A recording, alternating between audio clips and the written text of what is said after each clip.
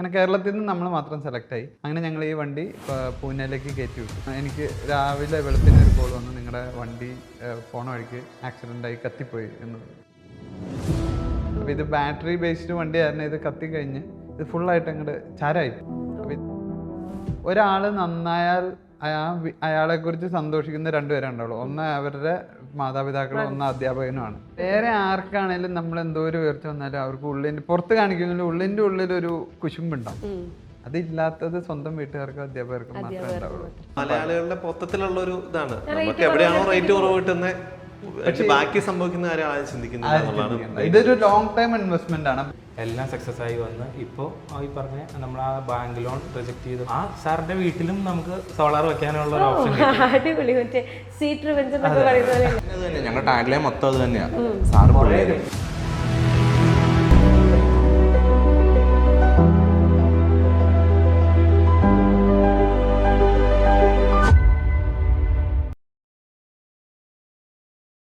നമസ്കാരം, ഞാൻ അന്ന സൂസൻ. സ്പാർക്കിൻ്റെ സ്പാർക്കുള്ള പുതിയൊരു എപ്പിസോഡിലേക്ക് സ്വാഗതം. പലപ്പോഴും നമ്മൾ പല സാഹചര്യത്തിൽ സംരംഭകരാകാറുണ്ടല്ലേ. ചിലപ്പോൾ നമ്മുടെ പാഷന് കൊണ്ടാകാം, ചിലപ്പോൾ നമ്മുടെ ഫാമിലി ബിസിനസ് ഏറ്റെടുത്തുകൊണ്ടാകാം, ഇതൊന്നും അല്ലെങ്കിൽ നമ്മുടെ കൂട്ടുകാരുടെ കൂടെ ചേർന്ന് നമ്മൾ കണ്ട ഒരു സ്വപ്നമായിരിക്കാം. പക്ഷേ ഇന്ന് എൻ്റെ മുമ്പിൽ സ്പാർക്കിൻ്റെ ഹോട്ട് സീറ്റിൽ കഥ പറയാനിരിക്കുന്നത് ഒരു അധ്യാപകനും അദ്ദേഹത്തിൻ്റെ 4 വിദ്യാർത്ഥികളും ചേർന്ന് കണ്ട ഒരു സ്വപ്നം യാഥാർത്ഥ്യമാക്കിയ ഒരു സ്റ്റോറി പറയാനാണ്. ഒരു 5 പേരുടെ ഒരു കൂട്ടായ്മയുടെ കഥ പറയാനാണ്. റെൻവോൾട്ട് എന്ന് പറയുന്ന അവരുടെ സ്ഥാപനത്തിൻ്റെ 5 വർഷത്തെ യാത്രയെക്കുറിച്ച് പറയാനാണ്. നമുക്ക് ആ 5 പേരുടെ അടങ്ങുന്ന ആ ഒരു സംഘത്തെ സ്പാർക്കിൻ്റെ ഹോട്ട് സീറ്റിലേക്ക് സ്വാഗതം ചെയ്യാം. നമസ്കാരം.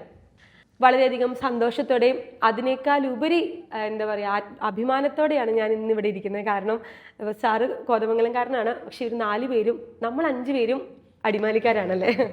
എനിക്കതുകൊണ്ട് വളരെയധികം എന്താ പറയുക ഭയങ്കര പ്രൗഡ് മൊമെൻ്റ് ആണ്. കാരണം നമ്മുടെ നാട്ടിൽ നിന്ന് ഒത്തിരി പേരെ ഒന്നും ഈ ഹോട്ട് സീറ്റിൽ കിട്ടിയിട്ടില്ല, ഇടുക്കിയിൽ നിന്ന് പോലും കിട്ടിയിട്ടില്ല. അപ്പോൾ സ്വാഭാവികമായിട്ടും നമ്മൾ ജനിച്ച് വളർന്ന നാട്ടിൽ നിന്ന് കിട്ടുമ്പോൾ ഒരു അടിമാലിക്കാരി എന്നുള്ള രീതിയിൽ ഞാൻ ഭയങ്കര അഭിമാനത്തോടു കൂടിയാണ് ഇരിക്കുന്നത്. സർ, അരുൺ എന്നാണ് പേര്. സാർ, എനിക്ക് ഇവരെ ഒന്ന് പരിചയപ്പെടുത്താമോ? തീർച്ചയായിട്ടും. എൻ്റെ പേര് ഡോക്ടർ അരുൺ. ഞാൻ എംബിറ്റ്സ് എഞ്ചിനീയറിംഗ് കോളേജിൻ്റെ ഇലക്ട്രിക്കൽ ഡിപ്പാർട്ട്മെൻറ്റ് ഹെഡാണ്, കോതമംഗലം. കൂടാതെ റെൻവോൾട്ട് എനർജി സൊല്യൂഷൻസിൻ്റെ സിഒയും ആണ്. ഇത് എൻ്റെ സ്റ്റുഡൻസ് ആണ്, പക്ഷെ ഇപ്പോൾ ഇവർ എൻ്റെ പാർട്ട്നേഴ്സ് ആണ്. ഇത് അഫ്സല്, ഇത് ബെനില്, ഇത് ജിബിൻ, അത് ബേസിൽ. ഇവരെല്ലാം എൻ്റെ സ്റ്റുഡൻസ് ആയിരുന്നു. 2 ബാച്ചിൽ 2019-ലും 2020-ലും പാസ് ഔട്ട് ആയവരാണ്. അങ്ങനെ ഞങ്ങൾ കോളേജിൽ നിന്ന് തന്നെ ചെറിയ പ്രോജക്ട്സിൽ നിന്ന് സ്റ്റാർട്ട് ചെയ്ത ഒരു ബന്ധമാണ്. അതിങ്ങനെ വന്ന് അങ്ങനെ ഞങ്ങളുടെ ഒരു പ്രൈവറ്റ് ലിമിറ്റഡ് കമ്പനിയുടെ പാർട്ട്നേഴ്സിലേക്ക് എത്തി. 5 വർഷം സക്സസ്ഫുള്ളി റൺ ചെയ്ത് അവർ യാത്ര തുടങ്ങി വെച്ചു. ഇനി മുന്നോട്ട് ഒരുപാട് വർഷങ്ങളുണ്ട്. നിങ്ങൾ ചെയ്യുന്നത് സോളാറാണ്. സോളാർ ഇൻസ്റ്റാളേഷനും അല്ലെങ്കിൽ ഇപ്പോൾ പുതിയൊരു ബിസിനസ്സിലേക്കൂടെ ഒരു പ്രൊജക്റ്റിലേക്കൂടെ ചുവട് വെച്ചു. പക്ഷെ ഇതിനൊരു മൂലമായ ഒരു കാരണം ഉണ്ടായിരുന്നു നിങ്ങൾക്ക്. ഈ പറഞ്ഞതുപോലെ നിങ്ങൾ ചെയ്തു വെച്ചിട്ട് പ്രൊജക്റ്റ് ജൂനിയേഴ്സ് വന്ന് ഏറ്റെടുക്കുകയും അതിന് നിങ്ങൾക്ക് നിങ്ങളുടെ സാറ് തന്നൊരു സപ്പോർട്ടും ഒരു എന്താ പറയുക ഒരു മൂലക്കല്ലെന്ന് നമ്മൾ പറയുമല്ലേ. എന്തായിരുന്നു ആ ഒരു പ്രൊജക്റ്റ്? എങ്ങനെയായിരുന്നു നിങ്ങൾ ആ ഒരു പ്രൊജക്റ്റിലേക്ക് എത്തുന്നതും പിന്നീട് ഒരു കൂട്ടായ്മയിലേക്ക് എത്തുന്നതും? ഞങ്ങൾ 2019 ഒരു സോളാർ കാർ ഉണ്ടാക്കിയായിരുന്നു. അത് നമ്മളൊരു ഓൾ ഇന്ത്യ കോമ്പറ്റീഷൻസിൽ നമുക്കത് പൂനെയിലേക്ക് സെലക്ട് ആയി. അപ്പോൾ ആ കോമ്പറ്റീഷൻ്റെ പ്രത്യേകത എന്ന് പറഞ്ഞാൽ ഈ വണ്ടി അങ്ങോട്ട് ട്രാൻസ്പോർട്ട് ചെയ്യുന്നു, നമുക്കുള്ള ഫ്ലൈറ്റ് ടിക്കറ്റ്സ്, 5 സ്റ്റാർ ഹോട്ടലിലെ താമസമൊക്കെ ഇതിൻ്റെ അകത്ത് സെലക്ട് ചെയ്യണവർക്ക് കിട്ടും. അങ്ങനെ കേരളത്തിൽ നിന്ന് നമ്മൾ മാത്രം സെലക്ട് ആയി. അങ്ങനെ ഞങ്ങൾ ഈ വണ്ടി പൂനെയിലേക്ക് കയറ്റി വിട്ടു, ലോറിയിൽ ട്രാൻസ്പോർട്ട് ചെയ്ത് വിട്ടു. പക്ഷെ പിന്നീട് ഒരു ദിവസം ഒരു കോൾ വന്നു, എനിക്ക് രാവിലെ വെളുപ്പിന് ഒരു കോൾ വന്നു, നിങ്ങളുടെ വണ്ടി പോണ വഴിക്ക് ആക്സിഡൻ്റായി കത്തിപ്പോയി എന്ന് പറഞ്ഞു. അപ്പോൾ ഇത് ബാറ്ററി ബേസ്ഡ് വണ്ടിയായിരുന്നു. ഇത് കത്തി കഴിഞ്ഞ് ഇത് ഫുള്ളായിട്ട് അങ്ങോട്ട് ചാരായിപ്പോയി. അപ്പോൾ നിങ്ങൾക്ക് ഭയങ്കര സങ്കടമായിപ്പോയി. പക്ഷെ നമുക്ക് ഈ കോമ്പറ്റീഷന് പോകാൻ പറ്റി, ഓൾറെഡി ഫിക്സ്ഡ് ആയാൽ ഞങ്ങൾ അവിടെ ചെന്നു. അപ്പോൾ അവിടെ ചെന്ന് ഞങ്ങൾ വെറുതെ നിന്നു. അപ്പോൾ അവിടെ ഒത്തിരി പ്രോജക്ട്സുകളൊക്കെ ഉണ്ടാക്കി ഞങ്ങൾക്ക് ഭയങ്കര സങ്കടമായിപ്പോയി. അപ്പോൾ എല്ലാവരും സാരില്ല പോട്ടെ എന്നൊക്കെ പറഞ്ഞു. പക്ഷേ ഞങ്ങൾക്കൊരു വാശിയായിരുന്നു, ഇത് പോരാ, അത് കഴിഞ്ഞ് ഞങ്ങൾ കോളേജിൽ വന്ന് 2 വണ്ടി വേറെ ഉണ്ടാക്കി. അന്ന് അഫ്സലും ബേസിലും ബെനിലൊക്കെയാണ് ആ വണ്ടി ഉണ്ടാക്കിയത്. അത് കഴിഞ്ഞ് ഇവർ പാസ് ഔട്ടായി പോയി. 2ാമത്തെ കോമ്പറ്റീഷനിൽ പോയപ്പോൾ അഫ്സലും ജിബിനും ഉണ്ടായിരുന്നു. അപ്പം ഞങ്ങൾ ആ ബാച്ചിലെ എല്ലാ പിള്ളേരെയും കൊണ്ട് ഞങ്ങൾ അവിടെ പോയി അതിൽ ഞങ്ങൾ ഫസ്റ്റ് അടിച്ചു. അതിന്റെ തീം എന്ന് പറയുന്നത് എനർജി മൊബിലിറ്റി ഫോർ ഫ്യൂച്ചർ എന്നുള്ളതാണ്. അപ്പോൾ സോളാർ കാറാണ് ആദ്യം സെലക്ട് ആയത്. പിന്നീട് റിട്രോഫിറ്റഡ് ആയിട്ടുള്ള EVs ആണ് സെലക്ട് ആയിട്ടുള്ളത്. ഒരെണ്ണം ഓൺ നമ്മൾ മാനുഫാക്ചറിംഗ് ആക്കി രണ്ട് വണ്ടിയായിട്ട് വിജയിച്ചു കണ്ടു. അപ്പം ഞങ്ങൾക്ക് അന്ന് തൊട്ടേ ഒരു കോൺഫിഡൻസ് ഉണ്ടായിരുന്നു നമുക്ക് ചെയ്യാൻ പറ്റും എന്ന്. പക്ഷെ അന്ന് നമ്മൾ ബിസിനസ്സിനെ കുറിച്ചൊന്നും ചിന്തിച്ചില്ല. ഇവരും പാസ് ഔട്ടായി. അപ്പം ഞങ്ങൾ എവിടെയെങ്കിലും ഒക്കെ വെച്ച് കാണുമെന്ന് പറഞ്ഞാൽ എല്ലാവരോടും പറയണേ ഇത് വെച്ച്. ഞാൻ ഇവരുടെ രണ്ടുപേരുടെയും ട്യൂട്ടറായിരുന്നു, മറ്റേ പ്രോജക്റ്റിൻ്റെ ഗൈഡുമായിരുന്നു. അപ്പോൾ എല്ലാവർക്കും ബൈ പറഞ്ഞ് ഞങ്ങൾ പോയി. പിന്നീട് കോവിഡ് വന്നു. ആ സമയത്ത് ഇവർ ഒരു പവർ പ്ലാന്റിൽ വർക്ക് ചെയ്യുന്നുണ്ടായിരുന്നു. ബേസിലും ബെന്നിലും ഒരു അമേരിക്കൻ കമ്പനിയിലും വർക്ക് ചെയ്യുന്നുണ്ടായിരുന്നു. അപ്പോൾ അവർക്ക് അവിടെ മടുത്തിട്ട് നിങ്ങളൊക്കെ സെറ്റിൽ ആയിരുന്നു ഈ കോവിഡ് ഒക്കെ ആയപ്പോഴേക്ക് ഏകദേശം? ഞാനും ബെന്നിലും ഓൾറെഡി പ്ലേസ്ഡ് ആയിരുന്നു. ഞങ്ങൾ കോളേജിൽ നിന്ന് ഇറങ്ങിയപ്പോൾ ഞങ്ങൾ ഒരു അമേരിക്കൻ കമ്പനിയിൽ പ്ലേസ്ഡ് ആയിട്ട് ഞങ്ങളവിടെ വർക്ക് ചെയ്തുകൊണ്ടിരിക്കുവായിരുന്നു. അപ്പോൾ അത് കഴിഞ്ഞ് കോവിഡ് സ്റ്റാർട്ട് ചെയ്തു. പിന്നെ അവിടെ നിന്ന് പോയി ഞങ്ങൾ ഡ്രോപ്പ് ചെയ്തു. അത് കഴിഞ്ഞിട്ട് ഇങ്ങനെ വന്നു വരുന്ന പിന്നെ ഞങ്ങളൊരു അത് കഴിഞ്ഞൊരു 5-6 മാസം കഴിഞ്ഞ് പിന്നെ ഞങ്ങളൊരു സോളാർ കമ്പനിയിൽ ഞാനും ബെന്നും വർക്ക് ചെയ്തുകൊണ്ടിരിക്കുവായിരുന്നു. അതിനോടൊപ്പം തന്നെ ജിബിനും അഫ്സലും വേറൊരു സോളാർ കമ്പനിയിൽ അവരും അതിൻ്റെ പാർട്ടായിട്ട് വർക്ക് ചെയ്തുകൊണ്ടിരിക്കുവായിരുന്നു. അങ്ങനെ പിന്നീട് ഒരിക്കൽ ഞങ്ങൾ കണ്ടപ്പോഴാണ് ഇങ്ങനൊരു ചർച്ചയിലേക്ക് വന്നതും ഇങ്ങനെ ആശയം ഉണ്ടായതും പിന്നെ അത് ഞങ്ങൾ സ്റ്റാർട്ട് ചെയ്യുന്നത്. ആദ്യം ഒരിക്കലും സോളാറിനെ കുറിച്ചല്ല ചർച്ച ചെയ്തത്. ഇപ്പൊ ജിബിനും അഫ്സലും ഫ്രഷ് ടു ഹോം പോലത്തെ പ്രോജക്റ്റിലേക്കായിരുന്നു ഞങ്ങൾ അന്ന് ഫ്രഷ് ടു ഹോം ഒക്കെ കയറി വരുന്ന ഒരു കാലം. അപ്പൊ നമുക്ക് ഫാം ഉണ്ട്, എനിക്ക് കുറച്ച് സ്ഥലം ഉണ്ടായിരുന്നു, അവിടെ ഒരു ഫാം സെറ്റ് ചെയ്താലോ, പോത്തിനെ. അന്ന് പോത്തൊക്കെ ഭയങ്കര ട്രെൻഡിങ് ആയിട്ട് നിൽക്കുവായിരുന്നു. അങ്ങനെയൊക്കെ ആലോചിച്ചു മതിയെന്ന്. ജിബിന്റെ വലിയ ആഗ്രഹമായിരുന്നു ഒരു ഫാം നടത്തണം എന്നുള്ളത്. പക്ഷെ ഞാൻ പറഞ്ഞു അത് വേണ്ട, നമുക്ക് പഠിച്ച ഇതിൽ തന്നെ ഒരു ബേസ് സ്റ്റാർട്ട് ചെയ്യാം എന്ന് വിചാരിച്ച് ഞങ്ങൾ എങ്ങനെ സ്റ്റാർട്ട് ചെയ്തു. എന്നിട്ട് ഞങ്ങൾ എല്ലാവരും കൂടെ കൂടി സംസാരിച്ചു. അപ്പോൾ ഇവരും അതിനൊരു പോസിറ്റീവായിട്ട് പറഞ്ഞു. അപ്പോൾ ഇവരുണ്ടെങ്കിൽ എനിക്കൊരു കോൺഫിഡൻസും ഞാനുണ്ടെങ്കിൽ ഇവർക്കും ഒരു കോൺഫിഡൻസും വന്നൊരു ലെവലിലേക്ക് വന്നു കഴിഞ്ഞപ്പോൾ നമുക്കിത് സ്റ്റാർട്ട് ചെയ്യാം. അങ്ങനെ സ്റ്റാർട്ട് ചെയ്ത് എൻ്റെ ബേസ് കിട്ടിയത് 2 രീതിക്കാണ്. ഒന്ന്, അവരൊരു സോളാർ കമ്പനിയിൽ വർക്ക് ചെയ്യുന്നുണ്ട്. പിന്നെ ഞങ്ങൾ ഒരു MA കൂടെ ഒരു 175 കിലോവാട്ട് സോളാറിൻ്റെ ഒരു ഇന്റേണായിട്ട് ഞങ്ങൾ പോയിട്ടുണ്ടായിരുന്നു. പിന്നെ A to Z അവിടെ എന്താണ് സംഭവിക്കുന്നത്, എന്തൊക്കെയാണ് കാര്യങ്ങൾ നടക്കുന്നത് എന്നുള്ളത് നമുക്ക് എത്ര വലിയ പ്രോജക്റ്റ് ആണെങ്കിലും എന്താണ് അതിന് സംഭവിക്കുന്ന കാര്യം ഞങ്ങൾക്കൊരു ധാരണ ഉണ്ടായിരുന്നു. അപ്പം അങ്ങനെ ഒരു ബിസിനസ് മൈൻഡ് ഞങ്ങളുടെ ഉള്ളിൽ കിടക്കുന്നുണ്ട്. ഇവരും ഓൾറെഡി വർക്ക് ചെയ്യുന്നുണ്ട്, സപ്പോർട്ടിന് അവരുണ്ട്.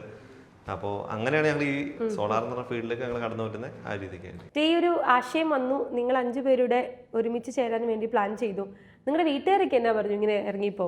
എൻ്റെ വീട്ടിൽ നിന്ന് നോക്കുകയാണെങ്കിലും മമ്മിക്ക് ആദ്യം സക്സസ് ആവുമോ റെഡി ആവുമോ എന്നുള്ള ഒരു പേടിയുണ്ടാവും. ജോലിക്ക് പോയാൽ പോരെ? അതെ, കാരണം ശരിക്കും പറഞ്ഞാൽ എഞ്ചിനീയറിംഗ് പാസ് ഔട്ടായി അത്യാവശ്യം നല്ല മാർക്കും കാര്യങ്ങളും എല്ലാം ഉണ്ടായിരുന്നു.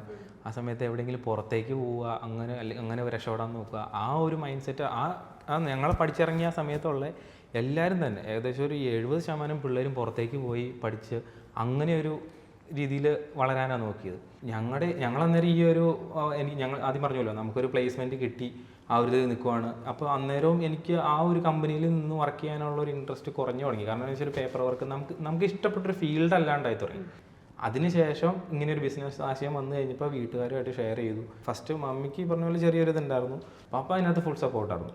പക്ഷേ അന്നേരവും കൂട്ടുകാർ, അതുപോലെ തന്നെ കൂട്ടുകാരുടെ ഫാമിലി, എൻ്റെ ഫാമിലി തന്നെയുള്ള വേറെ ആൾക്കാർ എല്ലാവരും ഇത് സക്സസ് ആവാൻ ചാൻസ് ഇല്ല, ആ ഒരു മൈൻഡ് സെറ്റിലായിരുന്നു എല്ലാവരും സംസാരിച്ചുകൊണ്ടിരുന്നത്.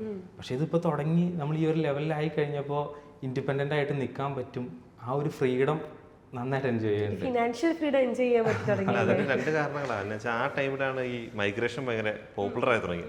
19 തൊട്ട് പിന്നെ കോവിഡ് ഇപ്പോൾ ജസ്റ്റ് ഒന്ന് ഡിമാൻഡ് പിന്നെ ശേഷം ഭയങ്കരമായിട്ട് ബൂസ്റ്റ് ആയത് ആ ടൈമിൽ. അപ്പൊ വീട്ടുകാർ ചിന്തിക്കുമ്പോഴും തെറ്റു പറയാൻ പറ്റത്തില്ല. നിനക്കൊക്കെ UK പോയിക്കൂടെ?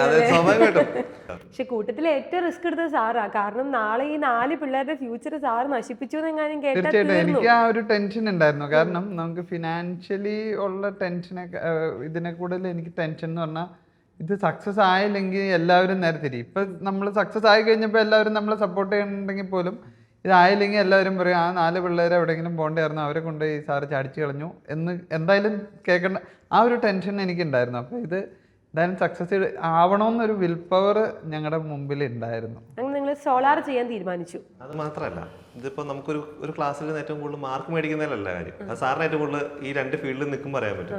ഏറ്റവും കൂടുതൽ മാർക്ക് മേടിക്കുന്നതിലല്ല കാര്യം. അതിൻ്റെ അകത്ത് നമുക്ക് പ്രാക്ടിക്കലി നമുക്ക് എന്ത് ചെയ്യാം. ഇപ്പോഴാണെങ്കിൽ ഞങ്ങളൊരു സ്റ്റാഫിനെ ഹയർ ചെയ്യുമ്പോൾ ഒരിക്കലും ഞങ്ങളിപ്പോൾ മാർക്ക് ലിസ്റ്റ് നോക്കിയിട്ടോ അല്ലെങ്കിൽ അവരുടെ മാർക്കോ സ്കോറോ നോക്കിയിട്ടോ ഒരിക്കലും അല്ല. ഞങ്ങൾ അവരുടെ ടാലൻറ്റ് മാത്രം നോക്കിയിട്ട് മാത്രമാണ് ഞങ്ങൾ ഹയർ ചെയ്യുന്നത്. അത് ആരെയാണെങ്കിലും ഇന്നിപ്പോൾ ഞങ്ങളുടെ കൂടെ ആരൊക്കെ ഞങ്ങളുടെ കൂടെ സ്റ്റാഫുകളായിട്ടുണ്ടോ അവരൊക്കെ ഞങ്ങൾ ആ ഒരൊറ്റ കോൺസെപ്റ്റിൽ മാത്രം നോക്കിയെടുക്കുന്ന ആൾക്കാരാണ്. തന്നെയല്ല ഞങ്ങളുടെ സ്റ്റാഫുകൾ എന്ന് പറയുന്നത് ഞങ്ങളായിട്ട് വളരെ റിലേറ്റ് ചെയ്ത് ഞങ്ങൾ അറിയാവുന്ന, പിന്നെ അതേപോലെ തന്നെ ഞങ്ങളുടെ കോളേജിൽ പഠിച്ച് ഞങ്ങളുടെ ജൂനിയേഴ്സ് ആയിട്ടുള്ളവരും അല്ലെങ്കിൽ ഞങ്ങളുടെ കൂടെ പഠിച്ചവരെ തന്നെയാണ് ഞങ്ങൾ കൂടുതലും ഞങ്ങളുടെ സ്റ്റാഫിലായിട്ട് എടുത്തിരിക്കുന്നത്. ഓ അടിപൊളി. ആ വർക്കിലുള്ള ഫ്രീഡം അവിടെ ഉണ്ടോ? തീർച്ചയായിട്ടും. അപ്പൊ എംബിച്ചിന് ധൈര്യമായിട്ട് പറയാലേ പ്ലേസ്മെന്റ് കൊടുക്കാം. തീർച്ചയായിട്ടും. ഇപ്പൊ കഴിഞ്ഞ ദിവസം ഞങ്ങളൊരു അക്കൗണ്ടന്റിനെ എടുത്ത് അവിടെ MBA ആളെ എടുത്ത് ആണല്ലേ? ഇപ്പൊ ഫൈനൽ ഇയർ കഴിയാറായ ഒരാൾ. ഓക്കെ, അടിപൊളി. അപ്പൊ ഈ ഒരു പ്രൊജക്ട് ചെയ്യാൻ തീരുമാനിച്ചു. അത് സോളാർ ആണ് ചെയ്യുന്നത്, നിങ്ങൾ തീരുമാനത്തിലെത്തി. പക്ഷേ സോളാർ ചെയ്യണമെങ്കിൽ ഈ പറഞ്ഞതുപോലെ നമുക്ക് ഏതെങ്കിലും വീടോ സോളാർ ചെയ്യുമ്പോൾ ഇത് മേടിക്കാനുള്ള കാശ് ഇങ്ങനെ കുറേ കാര്യങ്ങൾ നമ്മുടെ കയ്യിൽ വേണം. സ്വാഭാവികമായിട്ട് എനിക്കറിയാം, ഇപ്പം എനിക്ക് പേഴ്സണലി നിങ്ങൾ രണ്ടുപേരും അറിയാം, നമ്മുടെ വീട്ടിലൊക്കെ പെട്ടെന്ന് പോയി ചോദിച്ചു കഴിഞ്ഞിട്ടുണ്ടെങ്കിൽ എടുത്ത് തരാനായിട്ട് ഇൻവെസ്റ്റ്മെൻറ്റ് തരാനോ മൂലധനം തരാനൊന്നും ക്യാപിറ്റൽ തരാനൊന്നും നമ്മുടെ ഇന്നും വീടുകളിൽ ഇല്ലാത്തവരാണ്. നമ്മളൊക്കെ എന്താ പറയുക, ഒന്നുമില്ലായ്മയിൽ നിന്ന് തുടങ്ങിയെന്ന് ലിറ്ററലി പറയാവുന്ന ആളുകളാണ്. അപ്പോൾ ഈ ഇനീഷ്യൽ ആയിട്ടുള്ള ആദ്യത്തെ ഫണ്ട്, ആദ്യത്തെ പ്രൊജക്റ്റ് എവിടെ നിന്നാണ് കിട്ടുന്നത്? ഇനീഷ്യലി ഞങ്ങൾ ആദ്യം ബാങ്കിൽ പോയി. ബാങ്കിൽ പോയി കഴിഞ്ഞപ്പോൾ അന്ന് ഈ മുദ്രാ ലോൺ എന്ന് പറഞ്ഞൊരു പരിപാടിയുണ്ട്. പക്ഷേ ബാങ്കിലൊക്കെ ചെല്ലുമ്പോൾ അവിടുത്തെ ആളുകൾ എപ്പോഴും മാനേജർമാരൊക്കെ നമ്മൾ ഫോക്കസ് ചെയ്യണം, ഇതിങ്ങനെ ഒത്തിരി പേര് വന്നിട്ടുണ്ട്, ഇതാവില്ല എന്നൊക്കെ. പക്ഷേ ഫസ്റ്റ് ഫണ്ട് തന്നത് എൻ്റെ ഫാദറാണ്. ഫാദറാണ് നമ്മൾ ഇതിന് ഭയങ്കരമായിട്ട് സപ്പോർട്ട് സ്റ്റാർട്ട് ചെയ്ത് ആദ്യം ഇവിടെ തന്നെ വെച്ചോ എന്ന് പറഞ്ഞ്. ഞാനിപ്പോഴും ഓർക്കുന്നുണ്ട്, ഫസ്റ്റ് ഫാദർ തന്ന 1.5 ലക്ഷം രൂപ അഫ്സലിൻ്റെ കയ്യിലേക്ക് കൊടുക്കുമ്പോൾ അഫ്സൽ ഞാൻ ആദ്യമായിട്ടാണ് ഇത്രയും പൈസ പിടിക്കണേ എന്ന് പറഞ്ഞൊരു കണ്ടീഷൻ ഉണ്ട്. ഇപ്പോൾ പുള്ളി കോടികളുടെ കണക്കൊക്കെ പറയുന്നുണ്ട്. ഞങ്ങൾ ആദ്യം ആലോചിച്ചത് നമുക്ക് പേഴ്സണലി നമുക്ക് ഒരു എമൗണ്ട് എല്ലാവർക്കും തുടങ്ങിയപ്പോൾ നമ്മളല്ലോ 7 പേരുണ്ടായിരുന്നു, 2 പേര് പിൻവാങ്ങി, കുഴപ്പമില്ല. അപ്പം നമുക്ക് ഒരു എമൗണ്ട് വെച്ച് എല്ലാവരും ഈക്വലി തന്നെ ഷെയർ. അപ്പോൾ സാറും പറഞ്ഞു ഈക്വലി തുടങ്ങാം, ഒരിക്കലും ഞാൻ മാത്രം ഇൻവെസ്റ്റ് ചെയ്താലും ശരിയാവില്ല, അപ്പോൾ ഈക്വലി തുടങ്ങാം. ഈക്വലി തുടങ്ങുന്നത് നമ്മുടെ ഇപ്പോൾ ചേച്ചി പറഞ്ഞാൽ ഫണ്ടാണ്, വീട്ടിൽ ചോദിക്കാൻ പറ്റില്ല സ്വാഭാവികമായിട്ടും. അപ്പോൾ എന്ത് ചെയ്യുമെന്നുള്ളതാണ് നമ്മുടെ ആദ്യത്തെ കൺസേൺ. അങ്ങനെയാണ് ഞങ്ങൾ ആദ്യം ഈ ബാങ്കിൽ അന്വേഷിച്ച് ചെല്ലുന്നത്. അപ്പോൾ മാനേജർ ആദ്യം ചോദിച്ചൊരു കാര്യം, നിങ്ങൾ 4 പിള്ളേർ, ആകെ 22 വയസ്സുള്ളൂ, സാറിനാണ് പിന്നെ ഇച്ചിരി ഏജ് ഉള്ളത്, കൂടി പോരും 1 കൊല്ലം, അത് കൂടുതൽ മുന്നോട്ട് പോകത്തില്ല, ഉറപ്പാണ് ഞങ്ങൾ അങ്ങനെ ഇറങ്ങിപ്പോരുന്നത്. അപ്പോൾ പിന്നെ വേറെ വഴിയില്ല. അപ്പോൾ ഞങ്ങൾ ഈ ആദ്യത്തെ ഒരു 1.5 കൊല്ലം ഞങ്ങൾ തന്നെയാണ് ഇതിൻ്റെ അകത്ത് വർക്കിനായിട്ട് ഇറങ്ങിയത്. കാരണം വേറെ ഇൻഫ്രാസ്ട്രക്ചർ ഡെവലപ്പ് ചെയ്യാനോ സ്റ്റാഫിനെ ഹയർ ചെയ്യാനോ ഞങ്ങൾ അന്ന് ഓപ്ഷനില്ല. പിന്നെ കോവിഡിൻ്റെ കാലം, 2 കാര്യങ്ങളുണ്ട്. ഇത് എത്രത്തോളം മുന്നോട്ട് പോകും എന്നുള്ളത് അന്നേരം നമ്മുടെ മുന്നൊരു വിഷൻ ഇല്ല. ആദ്യത്തെ കുറച്ച് മാസങ്ങളൊന്നും സാലറി എന്നൊരു കൺസെപ്റ്റേ നമുക്കില്ല. കമ്പനി ഇല്ല, സാലറി ഇല്ല, സീറോ സാലറി. അപ്പോൾ നിങ്ങൾ എങ്ങനെ സർവൈവ് ചെയ്യും? സർവൈവ് ചെയ്യുന്ന വെച്ചാൽ നമ്മുടെ ചെലവിനുള്ള പൈസ നമ്മൾ ഇതിൽ നിന്ന് കണ്ടെത്തുന്നുണ്ടായിരുന്നു. നമ്മളിതിൽ എല്ലാത്തിനും ഒരു കണക്ക് വെച്ചിട്ടുണ്ടായിരുന്നു. സാലറി ആയിട്ടെന്ന് പറഞ്ഞാൽ ഇപ്പോൾ ഒരാൾക്ക് ഒരു വർക്ക് ചെയ്യുമ്പോൾ ഇത്ര രൂപ കിട്ടണമെന്ന് നമുക്ക് ധാരണയുണ്ടായിരുന്നു. ആ പൈസ നമ്മൾ ഇതിലേക്ക് തന്നെ ഇൻവെസ്റ്റ് ചെയ്യുകയാണ് ചെയ്തത്. പക്ഷേ നമ്മുടെ ചെലവിന് നമ്മുടെ ട്രാൻസ്പോർട്ടേഷൻ, നമ്മുടെ ഫുഡ് കാര്യങ്ങളെല്ലാം നമ്മൾ അതിൽ നിന്ന് മീറ്റ് ചെയ്തു. എന്നിട്ട് ബാലൻസ് പൈസ നമ്മൾ ഇതിലേക്ക് തന്നെ ഇൻവെസ്റ്റ് ചെയ്തു. അപ്പോൾ തുടക്കത്തിൽ നമ്മുടെ പല വർക്കുകൾ നമ്മൾ ചെയ്തത് കസ്റ്റമറുടെ കയ്യിൽ നിന്ന് അഡ്വാൻസ് മേടിച്ചിട്ട് തന്നെയാണ് മെറ്റീരിയൽ പർച്ചേസ് ചെയ്തത്. പിന്നെ നമുക്ക് ആവശ്യമുണ്ടായിരുന്ന ടൂൾസ് ആയിരുന്നു. ടൂൾസ് നമ്മുടെ വീടുകളിലുള്ള നമുക്കുണ്ടായിരുന്ന ടൂൾസൊക്കെ തന്നെ നമ്മൾ എടുത്തു. പിന്നെ കുറച്ച് നമ്മൾ റെൻറ്റ് ചെയ്തു. പിന്നെ നമുക്ക് ആദ്യം വണ്ടിയൊന്നും ഉണ്ടായിരുന്നില്ല. നമ്മൾ പലതിലും ബൈക്കിന് പോയിട്ടുണ്ട്, ബസ്സിന് പോയി വർക്ക് ചെയ്തിട്ടുണ്ട്. ആ രീതിയിലൊക്കെയാണ് നമ്മൾ തന്നെയാണ് പോയിരുന്നത്. പിന്നെ ഈ പറഞ്ഞ പോലെ തന്നെ എല്ലാം പ്രായമെന്നുള്ളത് വലിയൊരു ഘടകമായിരുന്നു. അപ്പം ഞാൻ പറഞ്ഞ പോലെ തന്നെ ഞങ്ങൾ തുടങ്ങുന്നത് 21-22 വയസ്സിലാണ് തുടങ്ങുന്നത്. അന്ന് ഞങ്ങളെ സംബന്ധിച്ച് ഞങ്ങൾക്ക് വലിയ കാര്യമായിട്ട് പൈസയുടെ ആവശ്യമില്ലാത്ത ഒരു സമയമാണ്. അത് തന്നെയാണ് ഇന്ന് ഈ സ്ഥാപനം ഇന്ന് നിലയിലേക്ക് എത്താനുള്ള കാരണം. അന്ന് ശരിക്കും പറഞ്ഞാൽ ഞങ്ങൾക്കൊരു പൈസയ്ക്ക് ആവശ്യമുണ്ടായിരുന്നെങ്കിൽ ഒരിക്കലും ഇത് ആ ഒരു സമയത്ത് തന്നെ ഇത് അറ്റപ്പറ്റി ആയേനെ. കാരണം എന്താണെന്ന് വെച്ചാൽ പൈസയ്ക്ക് ആവശ്യം വരുമ്പോൾ നമ്മൾ മറ്റു വഴി സ്രോതസ്സുകൾ നോക്കും. അപ്പം അങ്ങനെ അത് പിരിഞ്ഞു പോയേനെ, ഇതിലേക്ക് കോൺസെൻട്രേറ്റ് ചെയ്യാൻ പറ്റിയെന്ന് വരില്ല ഒരിക്കലും. അപ്പം അന്ന് ഞങ്ങളെ സംബന്ധിച്ച് ഞങ്ങൾക്ക് പൈസയുടെ കാര്യം വലിയ ആവശ്യം വന്നില്ല. അതുകൊണ്ട് തന്നെ ഞങ്ങൾക്ക് ഇത് മുമ്പോട്ട് കൊണ്ടുപോകാൻ പറ്റും. കുടുംബത്തിന്റെ ഉത്തരവാദിത്തം ഏറ്റെടുക്കേണ്ടി വന്നില്ല ആ സമയത്ത്. അതെ, അതാണ് ഉറപ്പായിട്ട്. നിങ്ങൾ ചെയ്തോ ബാക്കി കാര്യങ്ങൾ സാറിനെ സംബന്ധിച്ച് സാറിനോട് ഓൾറെഡി ഒരു ഇൻകം ഉള്ള ആളാണ്. സാറിന് അത് പ്രശ്നം ഉണ്ടായിരുന്നില്ല ആ സമയത്ത്. ശരിക്കും പറഞ്ഞാൽ ഞങ്ങൾ സോളാർ മാത്രമായിരുന്നില്ല തുടക്കത്തിൽ ചെയ്തുകൊണ്ടിരുന്നത്. ഞങ്ങൾ എന്ത് പണിയും ചെയ്യാറ്. അതായത് ഞങ്ങൾക്ക് CCTVയുടെ ഇതുണ്ടായിരുന്നു, ലൈറ്റ് ഉണ്ടായിരുന്നു, ഒരു ഫാൻസി ലൈറ്റിൻ്റെ ഷോപ്പ് ഉണ്ടായിരുന്നു. നമ്മുടെ ഓഫീസ് എന്ന് പറഞ്ഞ ഒരു ഫാൻസി ലൈറ്റിൻ്റെ ഷോപ്പും എല്ലാം കൂടെ ഇൻക്ലൂഡ് ചെയ്തായിരുന്നു ആദ്യം ഉണ്ടായിരുന്നു.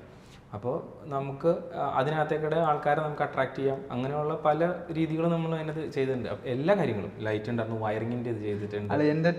ഞങ്ങള് വർക്കിന് വേണ്ടി പോയി വയർ ചെയ്ത് കൊടുത്തിട്ടൊക്കെ ഉണ്ട്. അതിനുവേണ്ടി ഫണ്ട് കളക്ട് ചെയ്യാൻ വേണ്ടി. കാരണം നമ്മുടെ ബേസ് എന്ന് പറഞ്ഞ ഫണ്ടാലോ. അപ്പൊ നമുക്ക് വേറെ എവിടെ നിന്നും കിട്ടിയില്ല. അപ്പൊ നമ്മളിതിങ്ങനെ ആദ്യം നമ്മുടെ ഉദ്ദേശം എന്ന് പറഞ്ഞാൽ നല്ലൊരു ഫണ്ട് നമുക്ക് ക്യാപിറ്റൽ ആവുന്ന ഒരു 5 ലക്ഷം രൂപ. അതിനുവേണ്ടി എല്ലാവരും നന്നായിട്ട് സ്ട്രഗിൾ ചെയ്തു. എനിക്ക് പുറത്തുനിന്നുള്ള സപ്പോർട്ടേ കൊടുക്കാൻ പറ്റുള്ളൂ. പക്ഷെ എനിക്ക് പല സമയത്തും സങ്കടം തോന്നിയിട്ടുണ്ട്. കാരണം ഇവരിങ്ങനെ ചെയ്യുമ്പോൾ നമ്മൾ പഠിപ്പിച്ച പിള്ളേർ ഇത്രയും പിന്നെ ഇതെന്നു വെച്ചാൽ തീ കുരുത്തത് വെയിലത്ത് വാടൂല എന്ന് പറഞ്ഞ പോലെ അതിൻ്റെ അകത്തുനിന്ന് അവര് നമുക്കൊരു ഫീനിക്സ് പക്ഷിനെ പോലെ ഉയർന്നു വരാൻ പറ്റുന്ന ഒരു കോൺഫിഡൻസ് നമുക്കുണ്ട്. ഞങ്ങളിത് ഇനിഷ്യലി ആലോചിക്കുന്ന ടൈം എന്ന് പറഞ്ഞാൽ 2020 ഒക്ടോബർ ടൈമിലാണ്. പിന്നെ കമ്പനി ഇൻകോർപ്പറേഷൻ പ്രൈവറ്റ് ലിമിറ്റഡ് ആയത് 21 ജനുവരിയാണ്. അപ്പം അന്ന് തൊട്ട് പക്ഷെ ഞങ്ങൾക്കൊരു ഓഫീസ് ആവുന്നത് 21 ഡിസംബറിലാണ്. അപ്പൊ അതുവരെ നമുക്ക് ഓഫീസില്ല.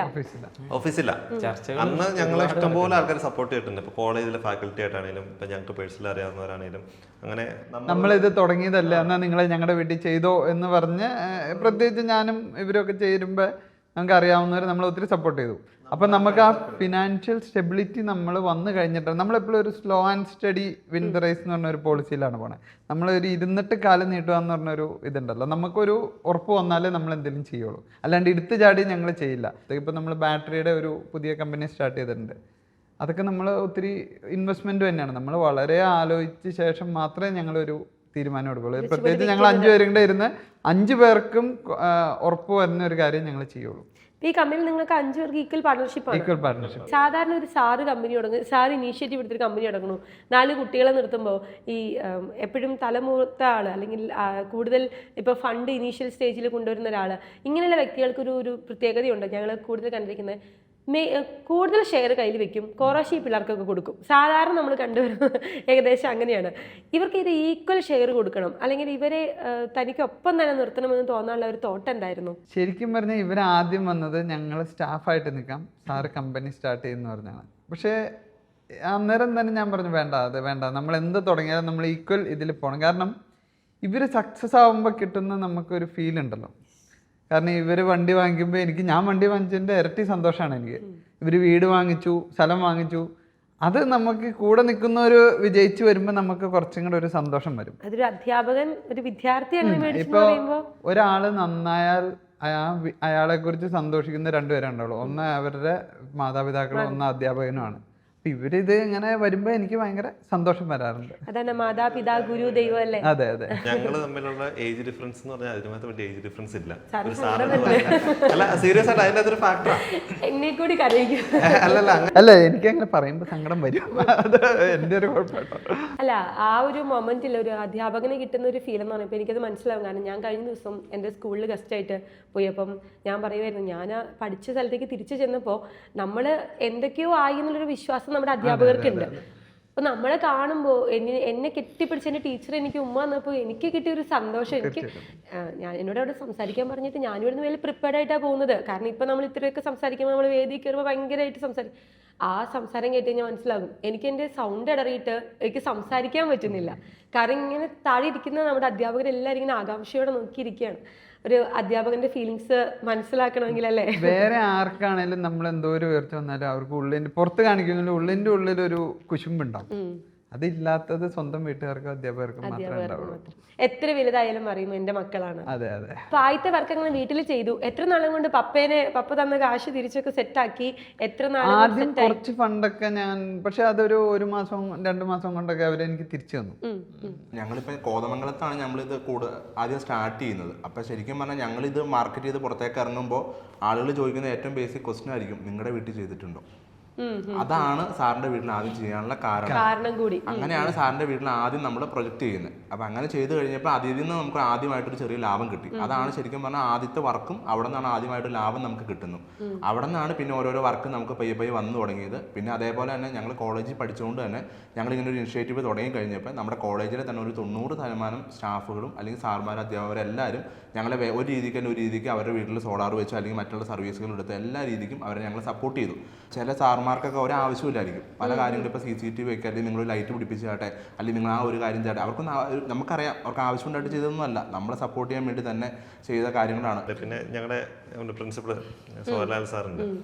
അപ്പോൾ ഞങ്ങൾ ഓരോ ലെവലിലും ആണ് സാറ് ഞങ്ങളെ ഒരുപാട് സപ്പോർട്ട് ചെയ്തിട്ടുണ്ട്. സാറ് ഒത്തിരി കോൺടാക്ട്സ് നമുക്ക്, പക്ഷെ അത് നമുക്ക് ഒത്തിരി ഗുണം ചെയ്തിട്ടുണ്ട്. ആദ്യം പറഞ്ഞതുപോലെ നിങ്ങൾ തന്നെയാണ് എല്ലാ പണിയും ചെയ്യുന്നത്. ഇൻസ്റ്റാളേഷൻ മുതൽ വർക്ക് പിടിക്കുന്നത് മുതൽ എല്ലാ പണിയും നിങ്ങളാണ് ചെയ്യുന്നത്. പലപ്പോഴും ബസ്സിന് പോകേണ്ട വന്നിട്ടുണ്ട്, ബൈക്കിന് പോകേണ്ട വന്നിട്ടുണ്ട്, വെയിൽ കൊണ്ടിട്ടുണ്ട്, കൃത്യസമയത്ത് ഭക്ഷണവും വെള്ളവും കഴിക്കാൻ പറ്റിയിട്ടില്ല. എന്നാൽ നമ്മുടെ കോളേജിലെ ഗ്രൂപ്പിലെ ബാക്കി ഫ്രണ്ട്സ് എല്ലാവരും സെറ്റിൽ ആയിട്ടുണ്ട്. എപ്പോഴെങ്കിലും നിങ്ങൾക്ക് ഫെഡപ്പ് ചെയ്തിട്ടുണ്ടോ ജിമിനെ? ഇല്ല, നമുക്ക് അങ്ങനെ ഒരു തിരിഞ്ഞു നോക്കേണ്ട ഒരു അവസ്ഥ തുടങ്ങിയ പിന്നെ വന്നിട്ടില്ല. അപ്പം നമ്മൾ ആ സമയത്ത് തന്നെ നല്ല രീതിക്ക് തിരക്കായി. ഇപ്പോൾ ഫുള്ള് കാര്യങ്ങൾ നമ്മൾ തന്നെ ചെയ്തുകൊണ്ടിരിക്കുന്നതുകൊണ്ട് തന്നെ ആ സമയത്ത് നമുക്ക് ഇതിനൊന്നും ടൈം ഉണ്ടായിരുന്നു. നമ്മൾ വേറെ ആരുടെയും കാര്യം അവരെന്താ ചെയ്യുന്നത് ഇവരെന്താ ചെയ്യുന്നത് ഒന്നും നോക്കാനും പോകാറില്ല. ഗ്യാപ്പ് കിട്ടാറില്ല. ഗ്യാപ്പ് കിട്ടാറില്ല. നമുക്ക് പേഴ്സണൽ കാര്യം മീൻസ് ഇപ്പോൾ വീട്ടിലൊരു ഫംഗ്ഷൻ മീൻസ് ഫാമിലി ഫംഗ്ഷൻ ഉണ്ടെങ്കിലും നമ്മളധികം അറ്റൻഡ് ചെയ്യാൻ പറ്റാറില്ല. എന്താണെന്ന് വെച്ചാൽ എപ്പോഴും ഇവിടെ തന്നെയാണ്. പിന്നെ ഇത് നമ്മൾ നേരിട്ട് തന്നെ ചെയ്തുകൊണ്ട് നല്ലൊരു റിലേഷൻഷിപ്പ് നമുക്ക് ബിൽഡ് ചെയ്തിരുന്നു തുടക്കത്തിൽ തന്നെ. എന്ന് വെച്ചാൽ ഇപ്പോൾ നമ്മൾ ഓരോ ആ ഒരു ടൈം എന്ന് പറഞ്ഞാൽ നമ്മുടെ സ്റ്റാർട്ടിങ് സ്റ്റേജിൽ കൊറോണ ഉണ്ട്, ലോക്ക്ഡൗൺ ഉണ്ട്. എന്ന് വെച്ചാൽ എല്ലാ ആളുകളും വീട്ടിലുണ്ട്, കുറേ വർക്ക് ഫ്രം ഹോം ഉണ്ട്. അപ്പോൾ നമ്മളൊരു വീട്ടിൽ ചെന്ന് ആ വീട്ടിലുള്ള ആളുകളൊക്കെ ആ വീട്ടിലുണ്ട്, മെയിൻ ആളുകളൊക്കെ. അപ്പോൾ നമ്മൾ തന്നെ വർക്ക് ചെയ്യുമ്പോൾ ഇവർ നമ്മളുടെ സ്റ്റോറീസ് ചോദിക്കും. ഒന്ന് റെഫറൻസ് ആയിരിക്കും. അപ്പോൾ നമുക്ക് ഒരു വർക്ക് തന്നിട്ടുണ്ടെങ്കിൽ ആളുടെ റെഫറൻസിലായിരിക്കും അവർ വരുന്നത്. അപ്പോൾ നമ്മളെക്കുറിച്ച് ഇവരൊരു ഇൻട്രോ കൊടുത്തിട്ടുണ്ടാവും, ഇങ്ങനെ തുടങ്ങിയ പിള്ളേരാണ്, അവർ സ്വന്തമായിട്ടാണ് ചെയ്യുന്നതെന്നൊക്കെ പറയും. അപ്പോൾ അവർക്ക് നമ്മളോടൊരു അറ്റാച്ച്മെൻറ്റ് തോന്നും. പല വീടുകളിലും നമ്മൾ എന്ന് വെച്ചാൽ നമ്മൾ എഞ്ചിനീയറിംഗ് കഴിഞ്ഞിട്ടൊക്കെ ആയിരിക്കും ഈ പണിയൊക്കെ നമ്മൾ ചെയ്യുന്നത്. അപ്പോൾ അവർക്ക് നമ്മളോട് ഒരു തോന്നും. അപ്പോൾ അവർ തന്നെ നമുക്ക് വർക്ക് പിടിച്ച് വരാൻ തുടങ്ങി. ഇപ്പം നമ്മളൊരു വീട്ടിൽ ചെന്ന് കഴിഞ്ഞാൽ അവരുടെ വൈഫ് ഹൗസ്, ചേട്ടൻ്റെ വീട്, അനിയൻ്റെ വീട്, അങ്ങനെ നമ്മൾ ഒരു വീട്ടിൽ കണക്ട് ചെയ്തിട്ട് 5-6 വീട് അവരുടെ തന്നെ റിലേറ്റീവ്സിൻ്റെ ഒക്കെ വീട്ടിൽ. അത് നമ്മളെപ്പോഴും കസ്റ്റമേഴ്സായിട്ട് ഞങ്ങളൊരു ബിസിനസ് അല്ല, ഞങ്ങളൊരു റിലേഷൻ കീപ്പ് ചെയ്യുന്ന ഒരു ഇതാണ്. ഞങ്ങൾക്ക് അത് ഭയങ്കര ഇഷ്ടമാണ്. അത് ശരിക്കും പറഞ്ഞാൽ ഞങ്ങൾക്ക് മെയിനായിട്ടൊരു അഡ്വാൻറ്റേജ് തന്നതെന്ന് വെച്ചിട്ടുണ്ടെങ്കിൽ എൻജിനീയറിങ് കഴിഞ്ഞ ഒരു സാറും അധ്യാപകർ ആ ഒരു മൈൻഡ് സെറ്റ് എന്ന് വെച്ചാൽ ടെക്നിക്കലി ബാക്ക്ഗ്രൗണ്ട് ഓക്കെയാണ്, ഒരു അധ്യാപകൻ കൂടെ. അത് ശരിക്കും പറഞ്ഞാൽ കുറെ ഞങ്ങളുടെ ടാഗ്ലൈൻ മൊത്തം അത് തന്നെയാണ്, സാറും പിള്ളേരും. അപ്പൊ ഞങ്ങൾക്ക് ഉണ്ടായ ഒരു ഗുണം എന്ന് പറഞ്ഞാൽ നമ്മൾ ഇതാരെയും പറ്റിക്കാൻ തുടങ്ങിയതല്ല എന്നൊക്കെ. അപ്പൊ നമുക്ക് വലിയ വർക്കുകളൊക്കെ ആൾക്കാർ വളരെ വിശ്വസിച്ച് നമുക്ക് തന്നു തുടങ്ങി. കാരണം അവർ വേറെ കൊട്ടേഷൻ ചോദിക്കാറില്ല. അപ്പൊ പലരും നമ്മളെ വിളിച്ചിട്ട് പറയും നിങ്ങളതങ്ങ് ചെയ്തോ. അപ്പം ഞാൻ പറഞ്ഞു അത് കുഴപ്പമില്ല, നിങ്ങളെ ചെയ്തോ, നിങ്ങളെ ഞങ്ങൾക്ക് വിശ്വാസം. അങ്ങനെ ഒരു ടാഗ് ലൈൻ നമുക്ക് വന്നു തുടങ്ങി. അങ്ങനെ നമുക്ക് റിവ്യൂസും ഒക്കെ ഭയങ്കരമായിട്ട് നമുക്ക് ഭയങ്കര മൗത്ത് പബ്ലിസിറ്റി ആണല്ലോ എല്ലാം വേണ്ടത്. അതായിരുന്നു ഞങ്ങൾ ഇതുവരെ വർക്ക് അന്വേഷിച്ച് പോകേണ്ട ഒരു ആവശ്യം ഞങ്ങൾക്ക് വന്നിട്ടില്ല. അത് ഈ ബിസിനസ് അല്ലെങ്കിൽ എന്തെങ്കിലും ചിന്തിക്കുന്നവർ വിശ്വസിക്കുന്ന അറിയത്തില്ല. ഞങ്ങൾ 5ാമത്തെ കൊല്ലാണ് ഇതിനൊരു കുറച്ചുകൂടി പബ്ലിസിറ്റി കൊടുക്കാം, അല്ലെങ്കിൽ ഒരു എന്താ പറയുക പ്രൊമോഷൻ ചെയ്യാം എന്ന് ഞങ്ങൾ ഉദ്ദേശിക്കുന്നത്. അതുവരെ അങ്ങനെ വർക്ക് നമുക്ക് ഇങ്ങോട്ടും നമ്മൾ അന്വേഷിച്ച് വന്നിട്ടുണ്ട്. നമുക്ക് ചെയ്ത് തീർക്കാൻ പറ്റാവുന്ന അത്രയും വർക്കുകളൊക്കെ വന്ന സമയമുണ്ട്. നമ്മുടെ കപ്പാസിറ്റി അനുസരിച്ച് നമുക്ക് എന്തോരം എക്സ്പാൻഡ് ചെയ്താലും നമുക്ക് ചിലപ്പം ഒരു മാസം 40 വർക്കൊക്കെ ചെയ്യാൻ 80 വർക്കൊക്കെ വന്ന സമയമുണ്ട്. അപ്പൊ എന്ന ചിലരൊക്കെ അങ്ങനെ പോവില്ലേ, പക്ഷെ നമ്മൾ തന്നെ ചെയ്താൽ മതി എന്ന് പറഞ്ഞുകൊണ്ട് ഇപ്പൊ ഞങ്ങൾ കഴിഞ്ഞ ദിവസം മൈസൂര് പോയി ഒരു വർക്ക് ചെയ്തു. ഒരു 10 കിലോവാട്ട് ഹൈബ്രിഡാണ്. എൻ്റെ ഒരു കസിൻ്റെ ഫ്രണ്ടാണ്. പുള്ളി പറഞ്ഞു നിങ്ങൾ മാത്രം ചെയ്താൽ മതി. അപ്പൊ ഞാൻ അന്നേരം പറഞ്ഞു സാറേ അത് അവിടെ നിന്ന് ചെയ്യുമായിരിക്കും എളുപ്പം, അത് കുഴപ്പമില്ല നിങ്ങൾ ചെയ്തോ, അതെനിക്ക് പ്രശ്നം. അങ്ങനത്തെ ഒരു ബന്ധങ്ങളാണ് ഞങ്ങൾ കൂടുതൽ. ഞങ്ങൾ അങ്ങനെ ചെയ്യുമ്പോൾ നിങ്ങൾക്ക് ചെയ്ത് കൊടുക്കാണ്ടിരിക്കാനും പറ്റില്ലാത്ത അവസ്ഥയാണ്. പിന്നെ നമ്മുടെ ഒരു സ്റ്റാർട്ടിങ് ഫേസിൽ സോളാർ ഇത്രയും പോപ്പുലർ ആയിട്ടുണ്ടായില്ല. എന്ന് വെച്ചാൽ പലർക്കും ഇതിനെക്കുറിച്ച് കുറെ ഡൗട്ട്സ് ഉണ്ടായിരുന്നു. ഇപ്പൊ ആളുകൾക്കൊക്കെ ഒരു ക്ലാരിറ്റി ഉണ്ട്. സോഷ്യൽ മീഡിയ ടൈമിൽ നമ്മൾ ഇവരെ പറഞ്ഞ് എന്ന് വെച്ചാൽ ഇതിങ്ങനെയാണ് വർക്ക്ഔട്ട് ആവുന്നത്, ഇതിന് ഇന്ന. അപ്പൊ നമ്മൾ ടെക്നിക്കലി നമുക്ക് കുറച്ചുകൂടെ സ്ട്രോങ് ആയിരുന്നു. എന്ന് വെച്ചാൽ ഒരു എഞ്ചിനീയറിംഗ് ബാക്ക്ഗ്രൗണ്ട് ഉണ്ടായിരുന്നു. അപ്പൊ ആളുകൾക്ക് നമ്മളോടും കുറച്ചുകൂടെ അറ്റാച്ച്ഡ് ആവും. എന്ന് വെച്ചാൽ വേറൊരു ബെറ്റർ റേറ്റിലാണ് നമ്മളെ കുറിച്ചും കുറച്ചൊരു. ഇവര് പലരോടും ചോദിക്കുമ്പോ അവർക്ക് ആൻസർ ഉണ്ടായിരുന്നില്ല. ഇവരുടെ ഡൗട്ടുകൾ ഇതെങ്ങനെയാണ്, എത്ര അവർക്ക് അതൊക്കെ ഒരു ബിസിനസ്സും ടെക്നിക്കൽ എല്ലാ കാര്യങ്ങളും അറിയാവുന്ന ഓൺട്രപ്രണേഴ്സ്. ഞങ്ങൾ നേരെ തിരിച്ചായിരുന്നു. ഞങ്ങൾ കസ്റ്റമറിനെ എഡ്യൂക്കേറ്റ് ചെയ്തിട്ടായിരുന്നു ഞങ്ങൾ ബിസിനസ് സംസാരിച്ചത്. ബിസിനസ് സ്റ്റാർട്ട് ചെയ്യുന്ന ഒരാള് സ്റ്റാഫിനെ വെച്ചിട്ടായിരിക്കും ഈ ആള് ചിലപ്പോൾ ഈ കാര്യങ്ങളൊക്കെ റൺ ചെയ്യും. ഞങ്ങൾക്ക് അതല്ല, നമുക്ക് ചോദിച്ചാൽ നമുക്ക് അതിനുള്ള ആൻസർ റെഡി. വലിയ വർക്കൊക്കെ തരുമ്പോ എന്നോട് കൺസൾട്ട് ചെയ്യും ആളുകള്. അപ്പൊ നമ്മളെപ്പോഴും ഒരു ടെക്നിക്കലി സൗണ്ട് ആകുന്ന കസ്റ്റമേഴ്സിന് ഒരു ബോധ്യം വരുമായിരുന്നു. കേരളത്തിലെ വർക്കുകൾ ആദ്യം കോതമംഗലത്ത് വർക്കുകൾ ചെയ്തു, പിന്നെ അവിടെ നിന്ന് കേരളം മുഴുവനായി, പിന്നെ കേരളത്തിന് പുറത്ത് ഇന്ത്യയിലെ പല സ്ഥലങ്ങളിൽ വർക്ക് ചെയ്തു. ഇപ്പം ഇന്ന് ലക്ഷദ്വീപിൽ നിങ്ങൾക്കൊരു ഓഫീസും ലക്ഷദ്വീപിൽ വർക്കുകൾ ചെയ്യുന്നുണ്ട്. കേരളത്തിൽ നിന്നും ലക്ഷദ്വീപിലേക്ക് ഒരു വലിയ ചാട്ടമായിരുന്നു നിങ്ങൾ നടത്തിയത്. ആ ഒരു ലക്ഷദ്വീപ് എന്ന് പറഞ്ഞ സ്ഥലത്ത് അങ്ങനെ ഒരു എസ്റ്റാബ്ലിഷ്മെന്റിലേക്ക് പോകാനുള്ള ഒരു റീസൺ എന്തായിരുന്നു? എങ്ങനെ പോണു ലക്ഷദ്വീപിലെ കച്ചവടം? ലക്ഷദ്വീപ് കുഴപ്പമില്ലാണ്ട് പോണു. ഞങ്ങള് എപ്പോഴും ബാറ്ററി, നമ്മുടെ secondary company battery energy storage ആണ്. അപ്പം നമ്മൾ ചൈനയിൽ നിന്ന് ലിഥിയം സെൽസ് കൊണ്ടുവന്ന് ഇവിടെ അസംബിൾ ചെയ്ത് നമ്മൾ 220 വരെയുള്ള ബാറ്ററി എനർജി സ്റ്റോറേജ് സിസ്റ്റംസ് എന്ന് പറയും. അതാണ് ഈ അടുത്ത ഫ്യൂച്ചർ. ഒരു 2030 ആകുമ്പോഴത്തേക്കും ഹോസ്പിറ്റൽസ് അങ്ങനെയുള്ള ഈ പീക്ക് ടൈം ഉണ്ടല്ലോ, 6 to 10 എന്ന് പറയുന്ന സമയത്താണ് നമുക്ക് ഏറ്റവും കൂടുതൽ കറണ്ട് ബില്ല് തന്നെ. ആ സമയത്ത് നമ്മൾ ബാറ്ററിയിൽ നിന്ന് വർക്ക് ചെയ്ത് കഴിഞ്ഞാൽ നമുക്ക് അത് റിട്ടേൺ ഓഫ് ഇൻവെസ്റ്റ്മെന്റ് കൂട്ടി കഴിഞ്ഞാൽ 3 years കൊണ്ട് വലിയ ഇൻഡസ്ട്രീസ് അങ്ങനെയുള്ളവർക്കൊക്കെ ഇത് ഭയങ്കര ലാഭമാണ്. ഇങ്ങനെ ഇപ്പം നമ്മൾ 2 പ്രോജക്റ്റ് റീസെൻ്റ് ആയിട്ട് ഇപ്പോൾ എറണാകുളത്ത് ഒരെണ്ണം ഓൺഗോയിങ് ഒരെണ്ണം കംപ്ലീഷനായി. ബോസ് നാച്ചുറൽസ് എന്ന് പറഞ്ഞാൽ നെല്ലാട് കിൻഫ്രയിലുള്ള. അവിടുത്തെ ഒരു പ്രത്യേകത എന്താണെന്ന് വെച്ചാൽ അവിടെ KCB കണക്ഷൻ ഇല്ല. ഫുള്ളി സോളാർ ആൻഡ് ബാറ്ററിയിലാണ് അത് ഓടുന്നത്. ടോട്ടലി ആ പ്ലാന്റ് വേറൊരു കമ്പനിയിൽ നിന്ന് ടേക്ക് ഓവർ ചെയ്താണ്. അപ്പോൾ അവർക്ക് ഒത്തിരി പ്രശ്നങ്ങൾ ഉണ്ടായിരുന്നു, കറണ്ട് ബില്ല് കുടിശ്ശിക. അപ്പോൾ ഇവർ ഇത് ഡിപ്പെൻഡ് ചെയ്യാനുള്ള KCB വേണ്ട ഇവർക്ക്. Full battery store 300 kilowatt lithium ബാറ്ററിയും 300 കിലോവാട്ട് സോളാറും. ഇവരൊക്കെ നമുക്ക് പോലും ഒന്നും സംസാരിക്കേണ്ട വർക്ക് തന്നെയാണ്. കാരണം ഈ battery energy storage system hybrid inverter എന്ന് പറഞ്ഞാൽ എല്ലാവർക്കും ചെയ്യാൻ പറ്റത്തില്ല.